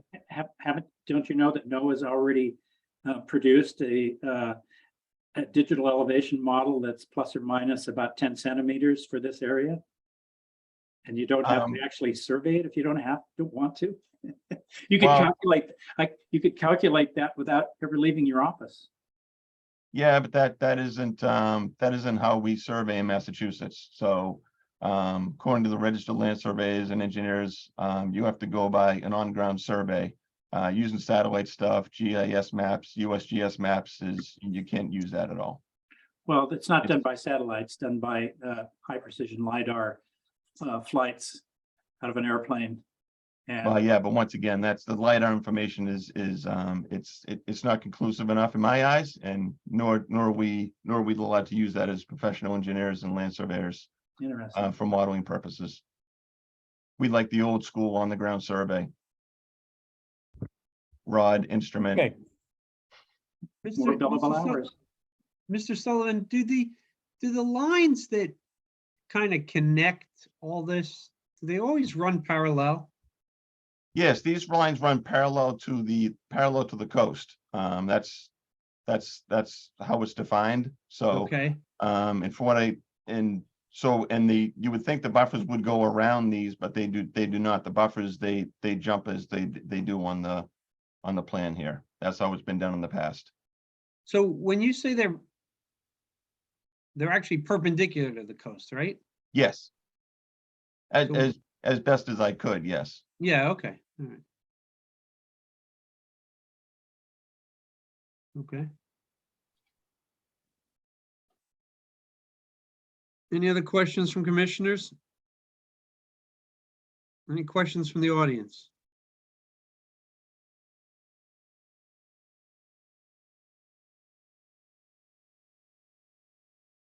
No? No, I don't see anything. Okay. complicated, but good. What was that, Eric? I said complicated, but a great job. Okay, well, this, Thank you. so, what do we provide for an ANRAD? Just a approval So or? it's called an ORAD, an Order of Resource Area Delineation. So we issue either accurate modifications or not accurate. Okay, so, I'd like to make a motion to close the public hearing and issue an ORAD. And what was We're the with first ya. one? Accepted? Yeah, it's Accurate. yes, that the delineation is accurate. All right, an ORAD that the delineation is accurate for ANRAD 22-35 at 68 Nichols Road. Do I have a second? Second, Having a motion and a second to issue a ORAD, what was it again? So it's like an Order of Resource Area Delineation. No, what am I giving? It's It's for accurate. correct, yeah. Okay, an accurate ORAD. We'll take a roll call vote. Tom Bell, Tom Bell line. Eric Eisenhower, oh yeah, very much aye. Kathy Berrigan, Kathy Berrigan, aye. Chris McIntyre, Chris McIntyre, aye. Chris McFarland, aye. That vote passes 5-0. Thank you That was very a tough one. much. Thank you. Thank you, Brendan. Happy Thanksgiving to you. Happy Oh, I'm on Thanksgiving. for the next one. Oh, okay. Oh, okay. I'm hanging So, around. Our next He's hearing got a is sleeping bag. Where's your sleeping bag? No, Brendan? it's.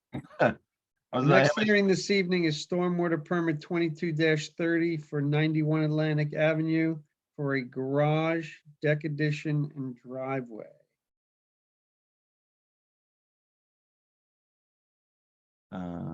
Brendan, I do see Hollis and Peter in the audience. Trying to promote them, but not sure if they want to stay in the audience. You may as well promote them if they want to. Okay. Hopefully they won't talk. I told them not to, so. Yeah, it's more money, Brendan. You gotta pay. You gotta pay you. Right? Right. So for the record, Brendan Sullivan again with Merrill Associates. Here representing the applicant, Honest Honeywell, and the owner, the Houghton Estate, I believe it is. So you've seen this one before. We have an order of conditions for this piece. We went ahead with the stormwater permit. I went out and did a few test pits out there. Found some decent sand. Shallow to the water table, probably about 36 inches or so. There was models and weeping on 2 holes. There was 1 hole. No, not a hole that I dug. It's an old call it a manhole, but it's I don't know if it's an old cistern or it could be the old cesspool for the septic. I'm not sure what it is, but it's got a drain manhole cover on it. It's in the brush over here. And it's standing water in it down about 3 feet, which was consistent with the other test pits as well. But we have a infiltration field here, which is, since we are so shallow to the water table, we used a similar stone and pipe infiltration field, which picks up approximately half of the house and the proposed porch connection. And then I actually have that overflow piped into a 3-foot wide by 35-foot wide gravel trench that's going to be exposed to grade at the back of the garage. And then that also picks up the roof leaders from the garage. And basically that just overflows and then allows the water to flow as it does today, basically down along the property line towards the driveway and through this pipe that goes under the driveway, and then eventually over this other wetland system that goes over towards Treats Pond. We are raising the grade in the driveway approximately just about a foot. We're bringing it from elevation 7 to about elevation 8. We did get an email from Brian Joyce, who recommended that as well, to raise the driveway because the driveway often floods there. So, and we have a cross section of the driveway, basically 12 inches of gravel underneath. I have a geogrid about midsection, maybe a little bit higher through the section of it to prevent rutting and potholes and any settlement that might happen there. Also a note here to remove any unsuitable material under there, any peat stumps or anything else that might be under the driveway as well. The existing stone that's in the driveway now is going to be used for the foundations of the new dwelling, new dwelling in the garage as well. We're proposing 2 inches of landscape stone on top of that will be brought in for that, for the final surface coat of the gravel drive. Brendan, I have a question for you on the driveway. Sure. In the 15 years I've lived here, that driveway has been flooding consistently for the 15 years. Yeah. Are there any technical reasons why this elevation adjustment has not been done before? It seems like an obvious thing in order to make the property more livable, but it hasn't been done in the past. I think maybe they made an effort to it because there is so much stone in the driveway. It's almost too much because the wheels rut into the stone. You know, there's probably there could be close to 12 inches of crushed stone there, which really doesn't, you know, it might help you infiltration wise, and maybe they just kept on dumping stone there in the effort to bring the driveway up. I don't know, but there's an awful lot of stone in the driveway, so we're proposing on stripping all that out, using it for the foundations for the new structures, and bring in some good gravel, some good base gravel, which will bring the grade up. And then a landscape stone on top of that to keep it pervious. So you're putting in a more durable, a firmer base. Yes. For the stone on top. Okay. Thank you. And bringing the grade up a bit, probably to elevation 8. Okay. Which is almost about where the grade is in the street. We're about 8.5 in the street. So we're going to bring it up just above 8 the driveway. So we'll almost be matching the grade in the street. Tell me, Brendan, the work that's going on in Treats Pond right now, you know, the drainage and all that, the drainage improvement, will that substantially affect the depth of the water gathering on this property? I believe it did or does. I mean, I believe that work is done. The outfall pipe I believe is installed. Yeah. I haven't been out there. I mean, we did take some pictures in the spring where there was some ponding water in the back. I think some of that still will happen because the area is so flat that you're going to get some ponding water anyway. But as far as the flooding in the driveway in the front part, which, you know, all of these properties along Atlantic Ave from here north, you know, tend to have that issue with the pipe under the driveway and some of it backing up because it you know, the water backs up into Treats Pond and it just carries itself back. But I think that some of that will be alleviated with the new pipe discharge out to the ocean. Eric, you see that hatch right above the word Lot 2? That's the Phragmites hatch. Yeah. Mr. Sullivan, do you have any idea of the depth to bedrock here? I do not. I only dug down about 4 feet or so. 4 feet, well, 36 inches. So So it there looks is, like there's some exposures just. yeah, to there is the some, north. so I do take that back. We did try and do a test pit up in this area here. And it was within 2 feet to bedrock. But we did come down here and we got, we got our 48 inches. So you didn't actually put your test pit where you intend to put your infiltration chamber, it looks to me. Right, so we're trying to save these trees a little bit and trying to keep this in more of the lawn area. No, what I'm saying is you don't have a test pit where your infiltration chamber is going to go. Right, and then Ordinarily, we require that, just for that very reason that you can, as we all know, in these areas of exposed bedrock and other areas where you don't really know, you can walk 2 feet and have 2 inches of soil, or walk Right. 2 feet the other direction and have 5 feet of it. So kind of like to see these test pits exactly where you're going to put an infiltration chamber. so there's one of two things. We go back out there and do additional test pit, under the infiltration chamber, or we can move the infiltration chamber and ask to have some trees removed, No more Well, we wouldn't want to see that. Right, No. so like I said, Don't we wanna were up, do that. we were up in this area, up in here, where I got about 2 feet to 2 feet before I got to bedrock, just on the other side of the 20-inch stump. Yeah. So that's why I moved down here. I mean, I feel confident we can get something in here because, we are bringing the grade up a little bit. His elevation 9, his elevation 8 here. The existing 9 is up in here, so we're bringing the grade up, almost a foot anyway. So that would certainly help out if we were to encounter any ledge. Makes you wonder why the grade's a little higher there, since it's 8 feet over the driveway, that maybe there's some underlying bedrock that you might be surprised when you start to dig for that. Even though it is a very thin infiltration chamber, is that right, Hup? What's the thickness of that one? It's only A foot? it's only a foot, yeah, 7.5 to 8.5. Yeah. So, that's so shallow, you could just about test it with a shovel.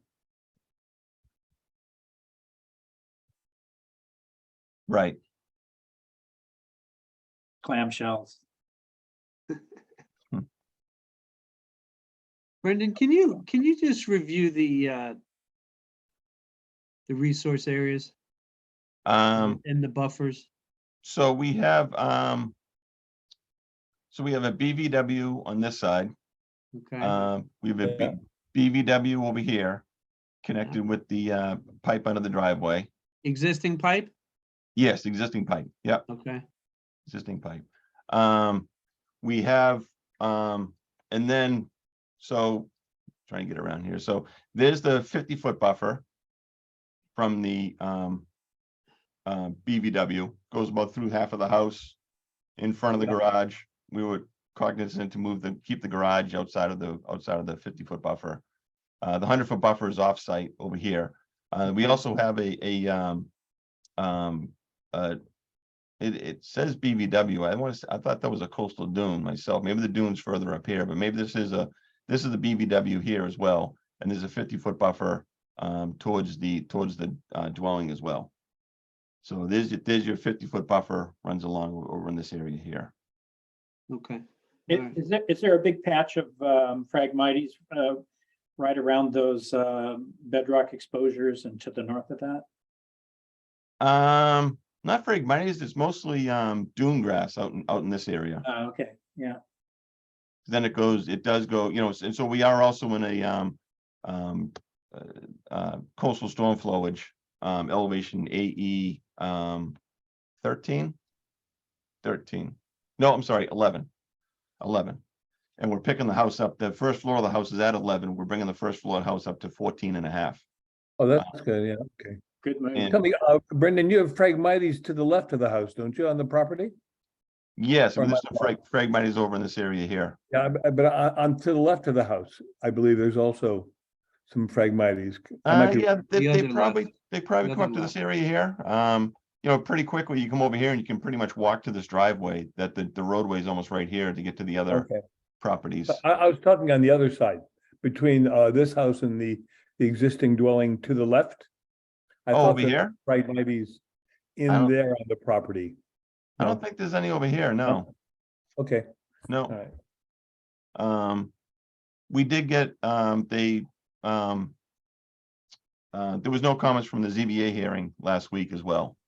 So they seemed pretty satisfied with everything. The existing garage in the bottom of the diagram will stay This, down there. this one here, this is a shed. No, down below, at the entrance to the property. Oh, that's on the other that's on the other Oh, property. I'm That's sorry. gonna- Okay, that's excuse me. gonna- That's gonna maintain, yeah. Our There's property. so many lines there, it's hard to tell who I owns know, what. I'm sorry. I should have did Excuse an me. existing and proposed. The existing property line comes across like this. So this area here is an easement for us to gain access to the property. Okay, So it's over the other property, probably because it was so darn wet here, they couldn't get a driveway on their own property to get access to it.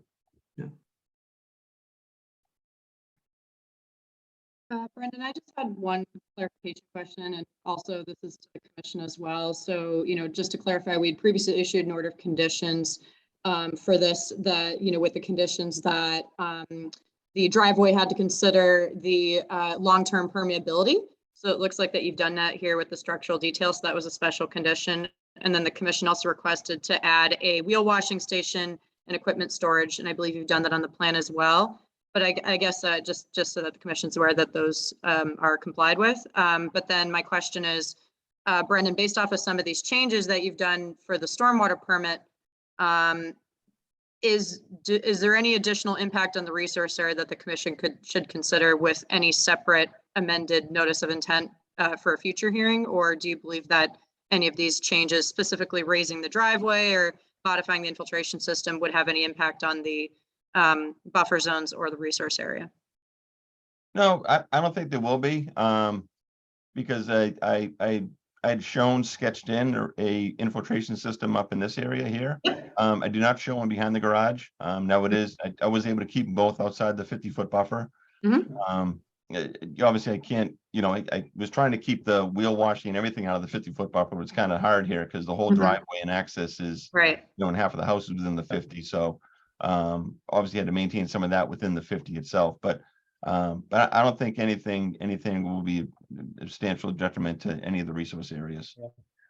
Brendan, is there a planting plan that goes along with this? There is, it was on the with the notice of intent plan. There was a mitigation and a planting plan. Yeah, we looked at that last time, Eric. I remember that now, yeah, in the past, right? Yeah. And most of the planting was going on the left, to the left of the house, if I remember correctly. Yes, yep, up in this area here. Yep. And that was provided by ECR, Brad Holmes from ECR Environmental. All right. Tough project. Yep. A little bit of Difficult everything. site. Good to get that house up out of the flood zone. Yep. Or out of the up well above the base flood elevation.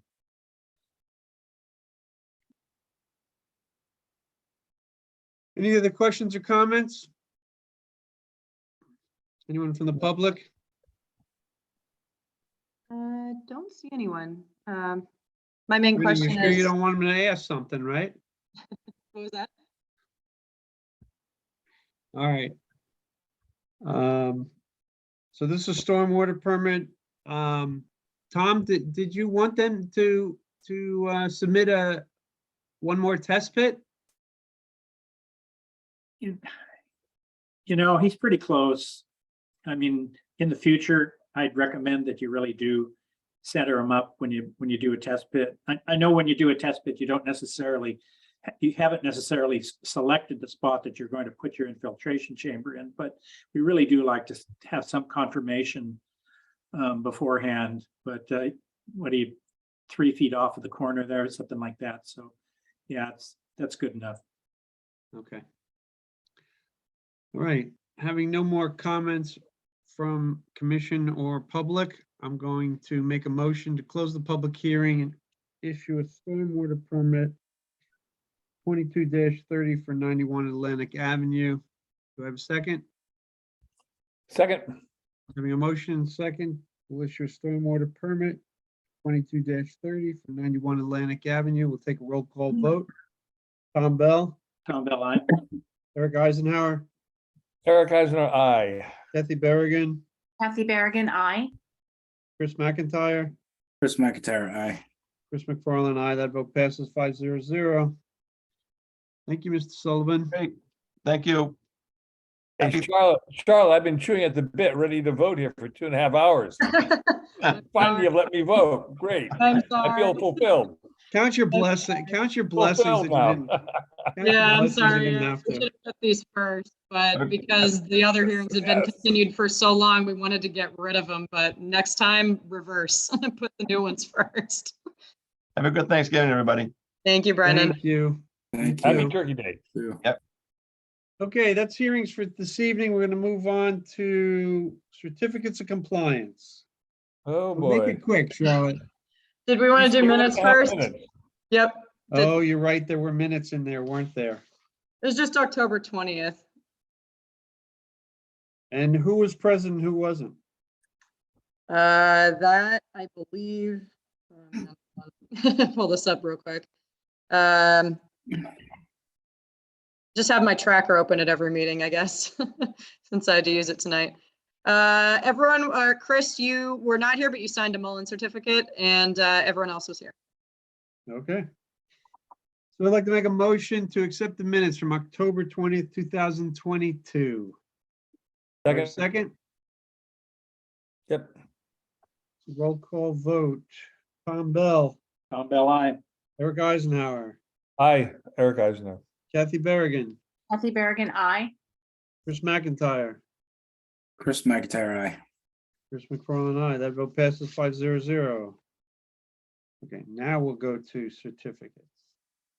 Okay, I'm gonna try to make these very quick. First one is a really old. Got my stopwatch. Yeah, yeah, give me like 1 or 2 minutes each. So the first one is a really old notice of intent for 30 Aaron River Road for a 1979 notice of intent for a septic system. I'm gonna be real quick with this one because we already issued a COC in 1985, not we in this board, but just in general, the commission did. However, it wasn't recorded and the land court and lot information changed. So they need a new COC. So they resubmitted for a new COC. Board of Health just inspected the septic system. It passed Title V. It's in the same location that it's always been.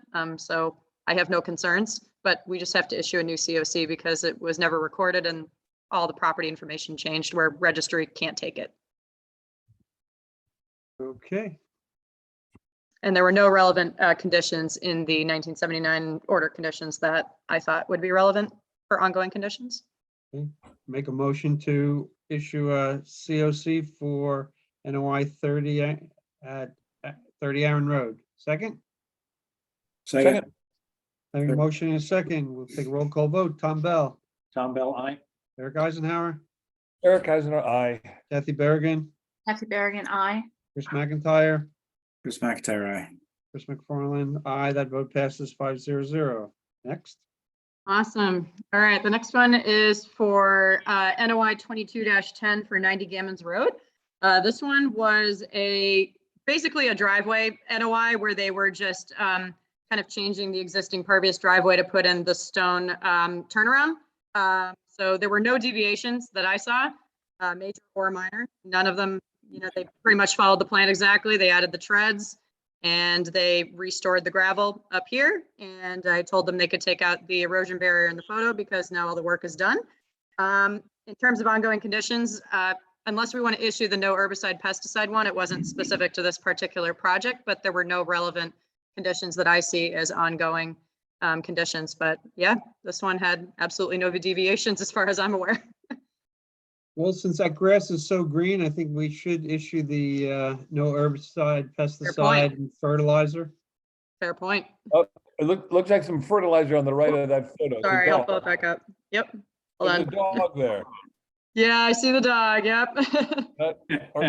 Organic fertilizer. Yeah, Doesn't make it green. Mhm. It can. So yeah, that would be condition 40 for the no herbicides, pesticides, blah, blah, blah, in the buffer zones of the resource area. And that includes fertilizer?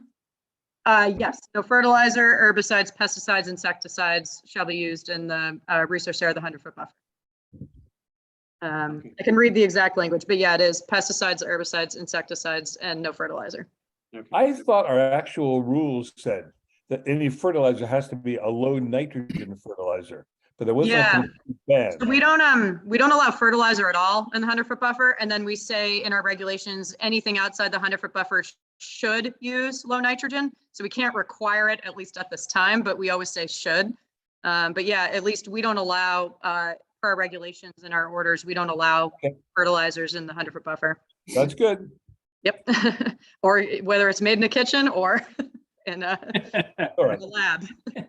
that's okay. Or a dog. Yep. I make a motion to issue a certificate of compliance for NOI 22-10 at 90 Gammons Road. With the With- number with- 40 special condition. Yes, with number 40 special condition. Do I have a second? Second. Roll call vote. Tom Bell, Bell, aye. Eric Eisenhower, Eric guys, yep. Kathy Berrigan, Kathy Berrigan, I.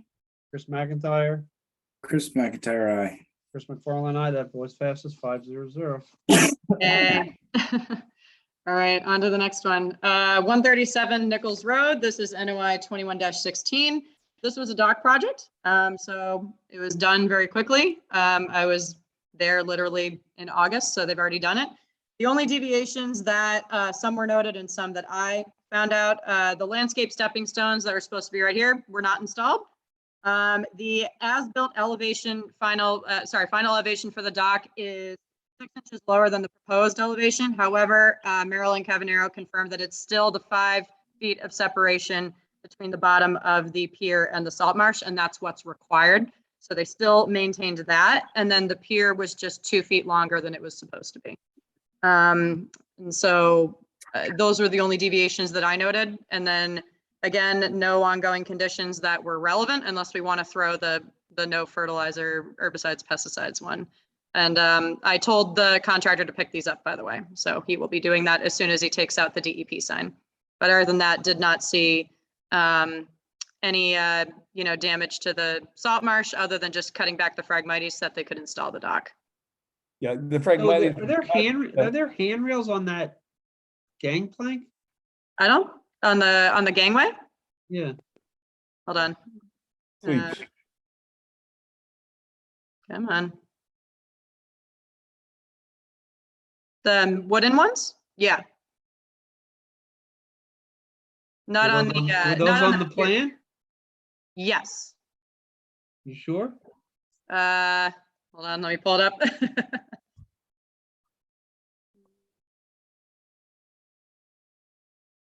Hope they have a shallow draft boat. Yeah, I hope so.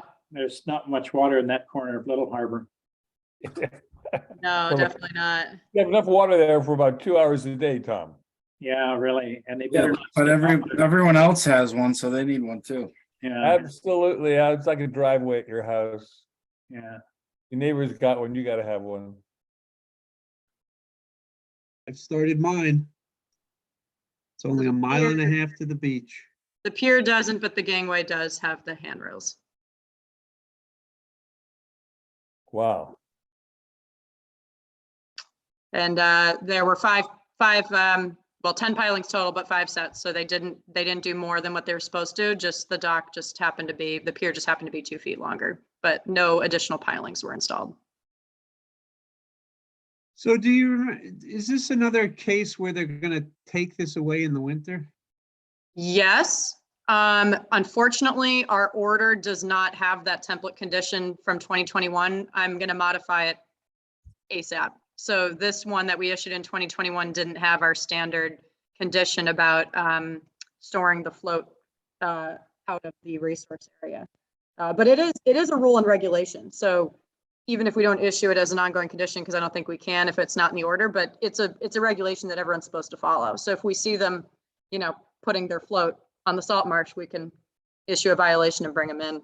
Well, it's just, Yep. it's being that they built the gangway out of wood instead of aluminum, it's gonna be very hard for them to do that. Yeah, I mean, they have the, I'm sorry, I'm forgetting the technical language, but they do have that right here that they can take it off. I'm sorry, I'm forgetting the word for it. Hinge.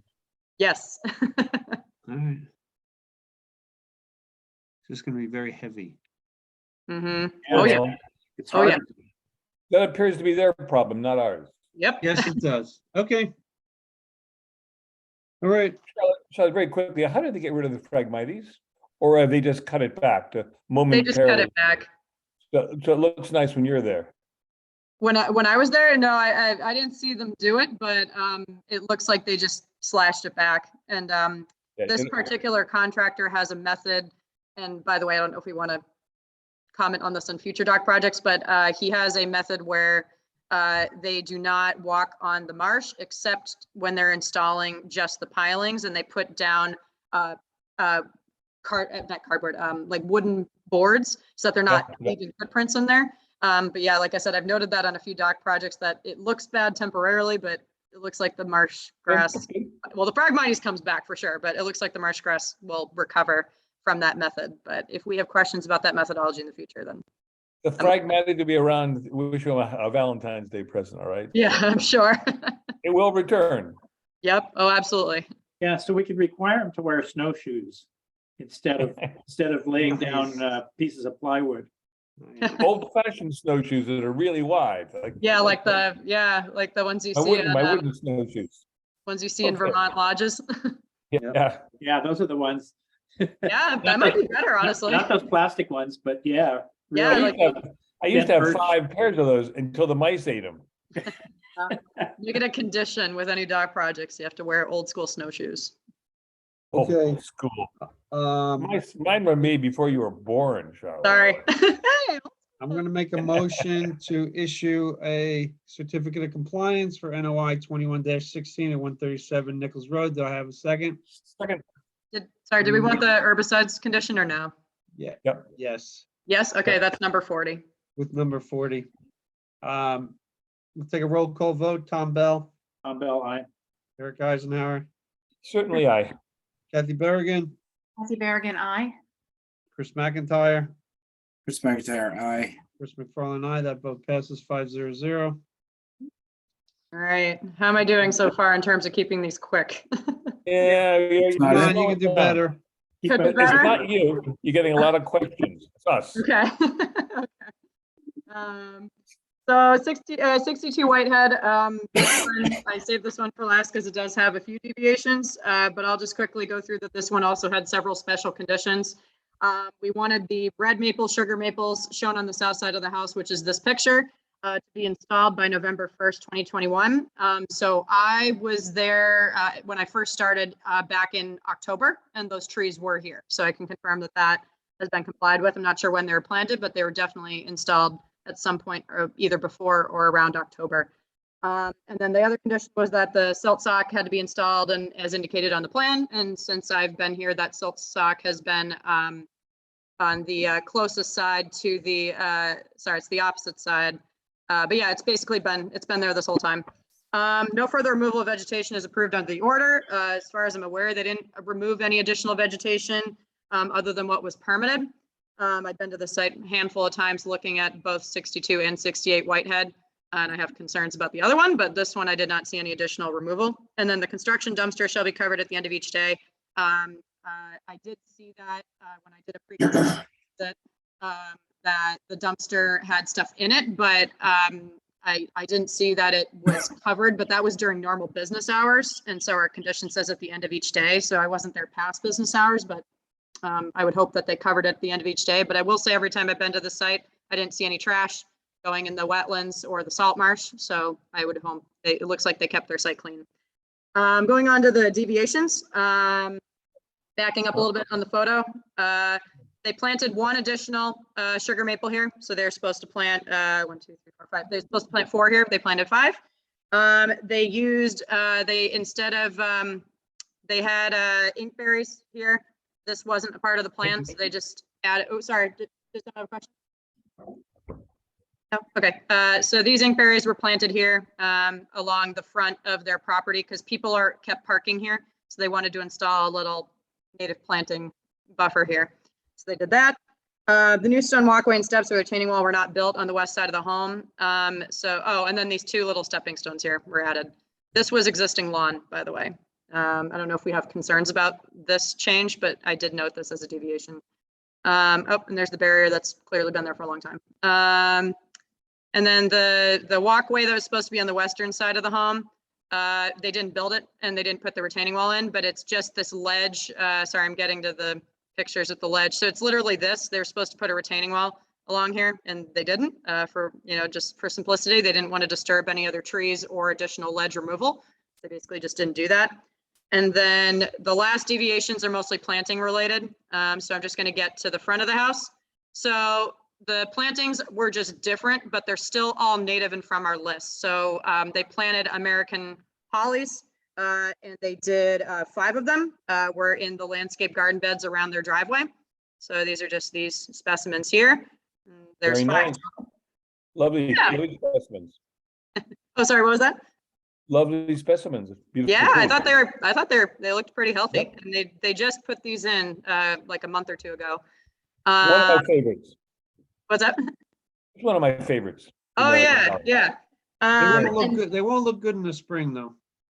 It depends. It It's gonna depends. be windburn. So then the Yeah. other deviation is instead of red maples, they planted eastern white pines, and they planted, instead of 6 of them, they actually planted 7 white pines. So I'll get to the photo here. So this row here was supposed to be red maples, but they planted 1, 2, 3, 4, 5, 6 in this row, and then an additional one in that little island right before the driveway curve. So they just changed the species for privacy purposes, because as you can see, 68 whitehead is going up right behind them. So they planted the eastern white pines for a little bit more privacy, but they're still a 3-inch caliper. Good. And that was it. Like, again, my ongoing condition suggestions are the no herbicide, pesticide, fertilizers, and then that all plantings associated with this project must survive 3 full growing seasons or be replaced by the owner. So they have to maintain all of these plantings, the red maples, the sugar maples, the eastern white pines, and all of the other species that they planted. They have to maintain that for 3 full growing seasons or replace them. The only other deviation I'll note is they did plant hydrangeas, so I don't know how much we care about that, but you might see it in one of the photos, but they just planted them in between the hollies. Sorry, I don't know. Yeah, they're hard to see, but they planted some grasses that are native. I don't remember the species name because I use my phone app, but they did plant hydrangeas, so I don't know how much we are upset about that. It's not on our list. Not on our list. Good Japanese plants. Yeah. You tell me it's in the buffer zone, is it not? Yep, these are in the buffer zone. What are you gonna tell them? Tell them to take them Yeah. out? I don't think so. Yeah, tell them we want natives. No.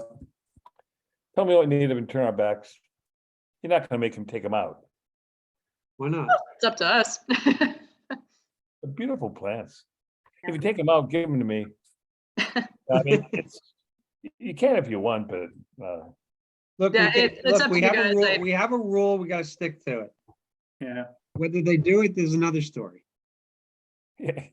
he's like the guy that parks in front of my house handing out tickets, you know. Every morning at 8 o'clock, I got a policeman in front of my house.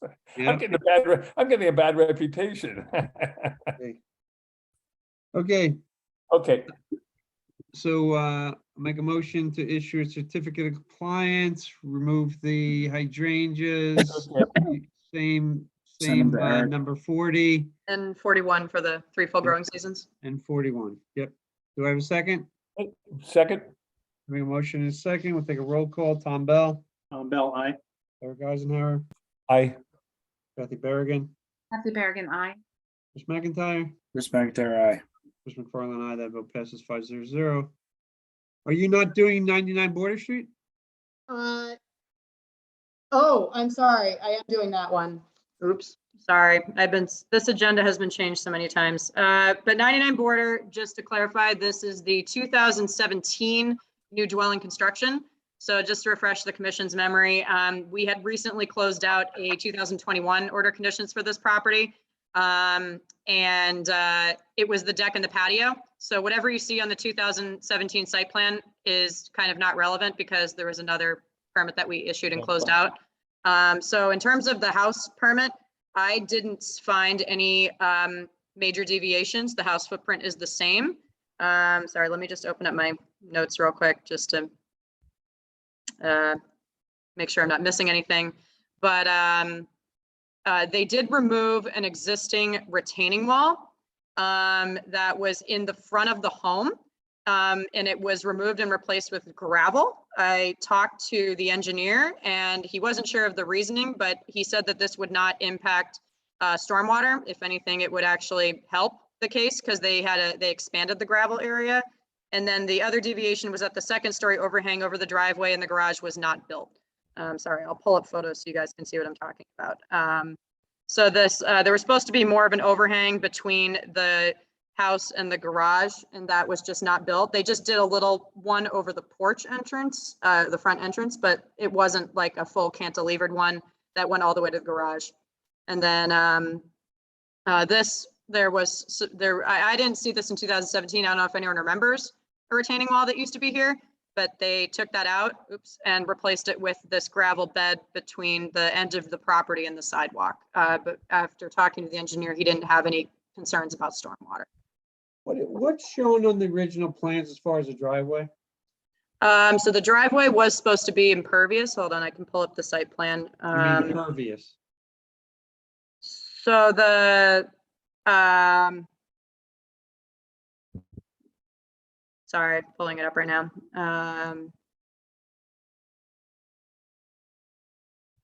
So this was the driveway here in front of the second story overhang, which they ended up not building. And then this was the retaining wall that I'm talking about. It was right at the edge of the property. Maybe they were asked to take it out because it's past the property line. I wasn't able to get any further explanation about that, but it looks like it is past the property line, so that could be a reason why. And then they just replaced it with all gravel. Isn't this the one where they were proposing to put a float? Yep, Yes. that is a separate hearing, but yes. Okay. They got a lot of permits on this property. I thought the people were gonna live here and have their grandkids here all the time. What happened to that? I don't know if that's happening anymore. There's actually a new potential buyer on this property right now. I know. Yeah, I figured everyone knew that. You guys can see the for sale sign. Shameless, what they'll tell us. No, I want to put that in the bylaws. You lie to me, you're done. I can try to fight for that at town meeting. Seems fair though. I'll fight. Charlotte, the clock is ticking. Yep, that was it. So I mean, it's I didn't hold on. Let me just pull up my notes to make So sure. Charlotte, I'm sorry. All right, we're just closing out 2017. Okay. Correct. So we already closed out 2021. Oh, and then the special condition was that they had to submit construction methodology, and they did that. I have the document and email correspondence to Jeff Summers back in 2017. So they did that. But yeah, my ongoing condition would be the same as, number 40 and 41.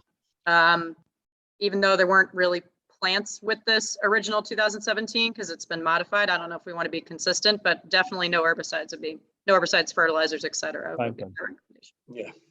Okay, make a motion to issue a certificate of compliance for 99 Border Street. With number 41, or sorry, 40, not. Yes, with number 40. Okay. Do I have a second? Second, Having a motion and a second, we'll take a roll call. Tom Bell, Tom Bell, aye. Eric Eisenhower, aye. Kathy Berrigan, Kathy Berrigan, I. Chris McIntyre, Chris McIntyre, aye. Chris McFarland, aye. That vote passes 5-0. And sorry, we just need a COC for the stormwater permit too. It's a 2017 stormwater permit as well. Okay, make a motion for certificate of compliance with stormwater permit 17-02. I would have done it as one vote here. Sorry. That's all right. Do I have a second? Second, Having a motion and second, roll call vote. Tom Bell, Tom Bell, aye. Eric Eisenhower, Eric Eisner, aye. Kathy Berrigan, Kathy Berrigan, I. Chris McIntyre, Chris McIntyre, aye. Chris McGraw, and I. That vote passes 5-0. Okay. All right, that's it. Updates? Winged creatures hovering behind you on the wall. You got some Oh, animals. those are bats, and I have to take Yeah, those still got down. bats. Come on, this is what takes the time. Sorry, It was only 20 seconds, Chris. they're paper bats. Every 20 seconds counts. Sorry. Okay, move on. All right, updates. I need to follow up on 147 South Main because I heard we got the soil samples for the contamination concerns with DEP, but I haven't gotten the 120-day report yet, so I'm going to follow up on that for you guys. Great Brewster Woods, our Boy Scout who wants to build a bridge, he's going to do it within a couple weeks, and he's going to finish in a day. And I told him, do not narrow the stream with the rocks, so I'm going to make sure he doesn't do that. 80 Black Horse Lane, there's utility trench work that's going on at 90. And there are concerns that it's disturbing the large trees in front of the, close to the entrance of the driveway at 80. I'm trying to deal with this as best I can, but unfortunately we had already permitted the utility lines to go there. And so the tree disturbance is concerning. So I've talked to the new applicant, by the way, for 80 Black Horse Lane is a new homeowner. So it's no longer Mr. Avila. So she had concerns that the trees were going to get damaged from the utility work at 90. And so she's consulted an arborist. He has some recommendations, and I have talked to the applicant for 90 to cover up the trenches as quickly as he can. So I'm kind of just monitoring that, but the trees are outside of jurisdiction, at least as far as the riverfront area goes. So I told her for stormwater, it's a concern, but if those trees die 2 or 3 years later from the trench work, I'm not sure how much we can do, but I'm open to suggestions because I just wanted to let you guys know. But they're big trees. It's a large What pine. kind of trees are they? What It's a type of large trees are they? pine. It's a large pitch pine in the front. No, it's a white pine. The white pine? Oh, I'm sorry. Sorry. Getting better with pines. But yeah, it's a big tree. And they've had several branches that have already cut, from previous storms, and that doesn't seem to do anything. But the trench work is literally right up against the tree. And the tree is on 80 Black Horse Lane's property line. And the trench work is occurring on 90. And the way we permitted the utility lines is right in that spot. So Have to say a prayer. yeah. Nothing compared to the oak that they did next door either, so. Mm-hmm. And I'm sorry, this isn't on the, oh no, it is. I'm sorry. These are the other updates. Are you guys all set with construction updates? I have several more for the next meeting, but I figured I'd save those. That's fine. So these are other updates that aren't necessarily related to active permits. These might be, so 166 King is a boatyard. We got a call from several, entities, DEP, emergency response, got a call from, it sounds like a previous disgruntled employee about basically they are washing boats, obviously, at that yard, and they had concerns about contamination and everything. So the Board of Health Director, DEP, and I all went down there a couple weeks ago. It looks like they are keeping everything contained. So they have, a tarp down that doesn't have any holes or anything in it. It's pretty sturdy, and it seems to be standard in industry, marine industry stuff. So they're washing the boats with on and off. It is a toxic, substance as defined by DEP's regulations. But what they're doing is it's controlled, and they're washing it on the tarp, and then they're vacuuming it up and putting it in the storage containers. And then the solid waste from the boat is going into a trash bin. So that part seemed to be contained. But what they're doing with the other boats when they're cleaning it is they're using, antifreeze, and they're cleaning the boats with that. In the other area on the yard, it is considered a non-toxic chemical per DEP standards, and they didn't have any issues with it. However, there is a wetland right next door. So I looked at the SDS sheet, the safety data sheet for antifreeze, and you're not supposed to dump it into groundwater. So I've talked to the owner about that. They say, and Tom, please correct me because I don't know, I haven't fact checked this yet, but they're saying that's a marine standard practice that all boatyards apparently wash the boats with antifreeze, and they just do it right on the ground. I don't know if that's true, but I pointed them to the SDS sheet and I said, you can't do that. Also, you have a wetland right next door that's on town property. So I recommended that even though the whole area where they do that is gravel, I told them to consider a tarp method and to do the same thing where they're containing everything and not just letting it discharge into groundwater. So we'll Why keep are, why are they washing boats with ethylene glycol? I don't know. I I've forget what the reason Never was. heard of such a thing. That didn't sound, I don't know why, but They they said don't it's standard freeze. practice. So that they don't freeze, I guess. I mean, Freezing up. Charlotte, I would have thought that would have been very expensive. Probably one of the Yeah. most expensive ways of cleaning a boat compared to all the other. right, like just you know, power washing it activities. with water. Yeah. You know, So- and anything that, any of it that's left over, it's gonna attract every rodent for quite a long ways, and not just rodents, it'll attract dogs, cats, anything. Yeah. To go, because ethylene glycol is sweet, Yeah. and it'll kill them. Mhm. Yep.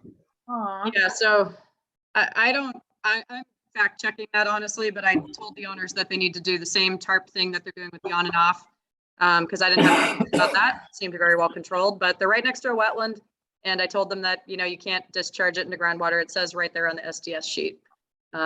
So I'll keep track of the owners and I'll follow up with them, but it Well kind of done. begs the question, does every other boatyard in town do this? Because that's a concern.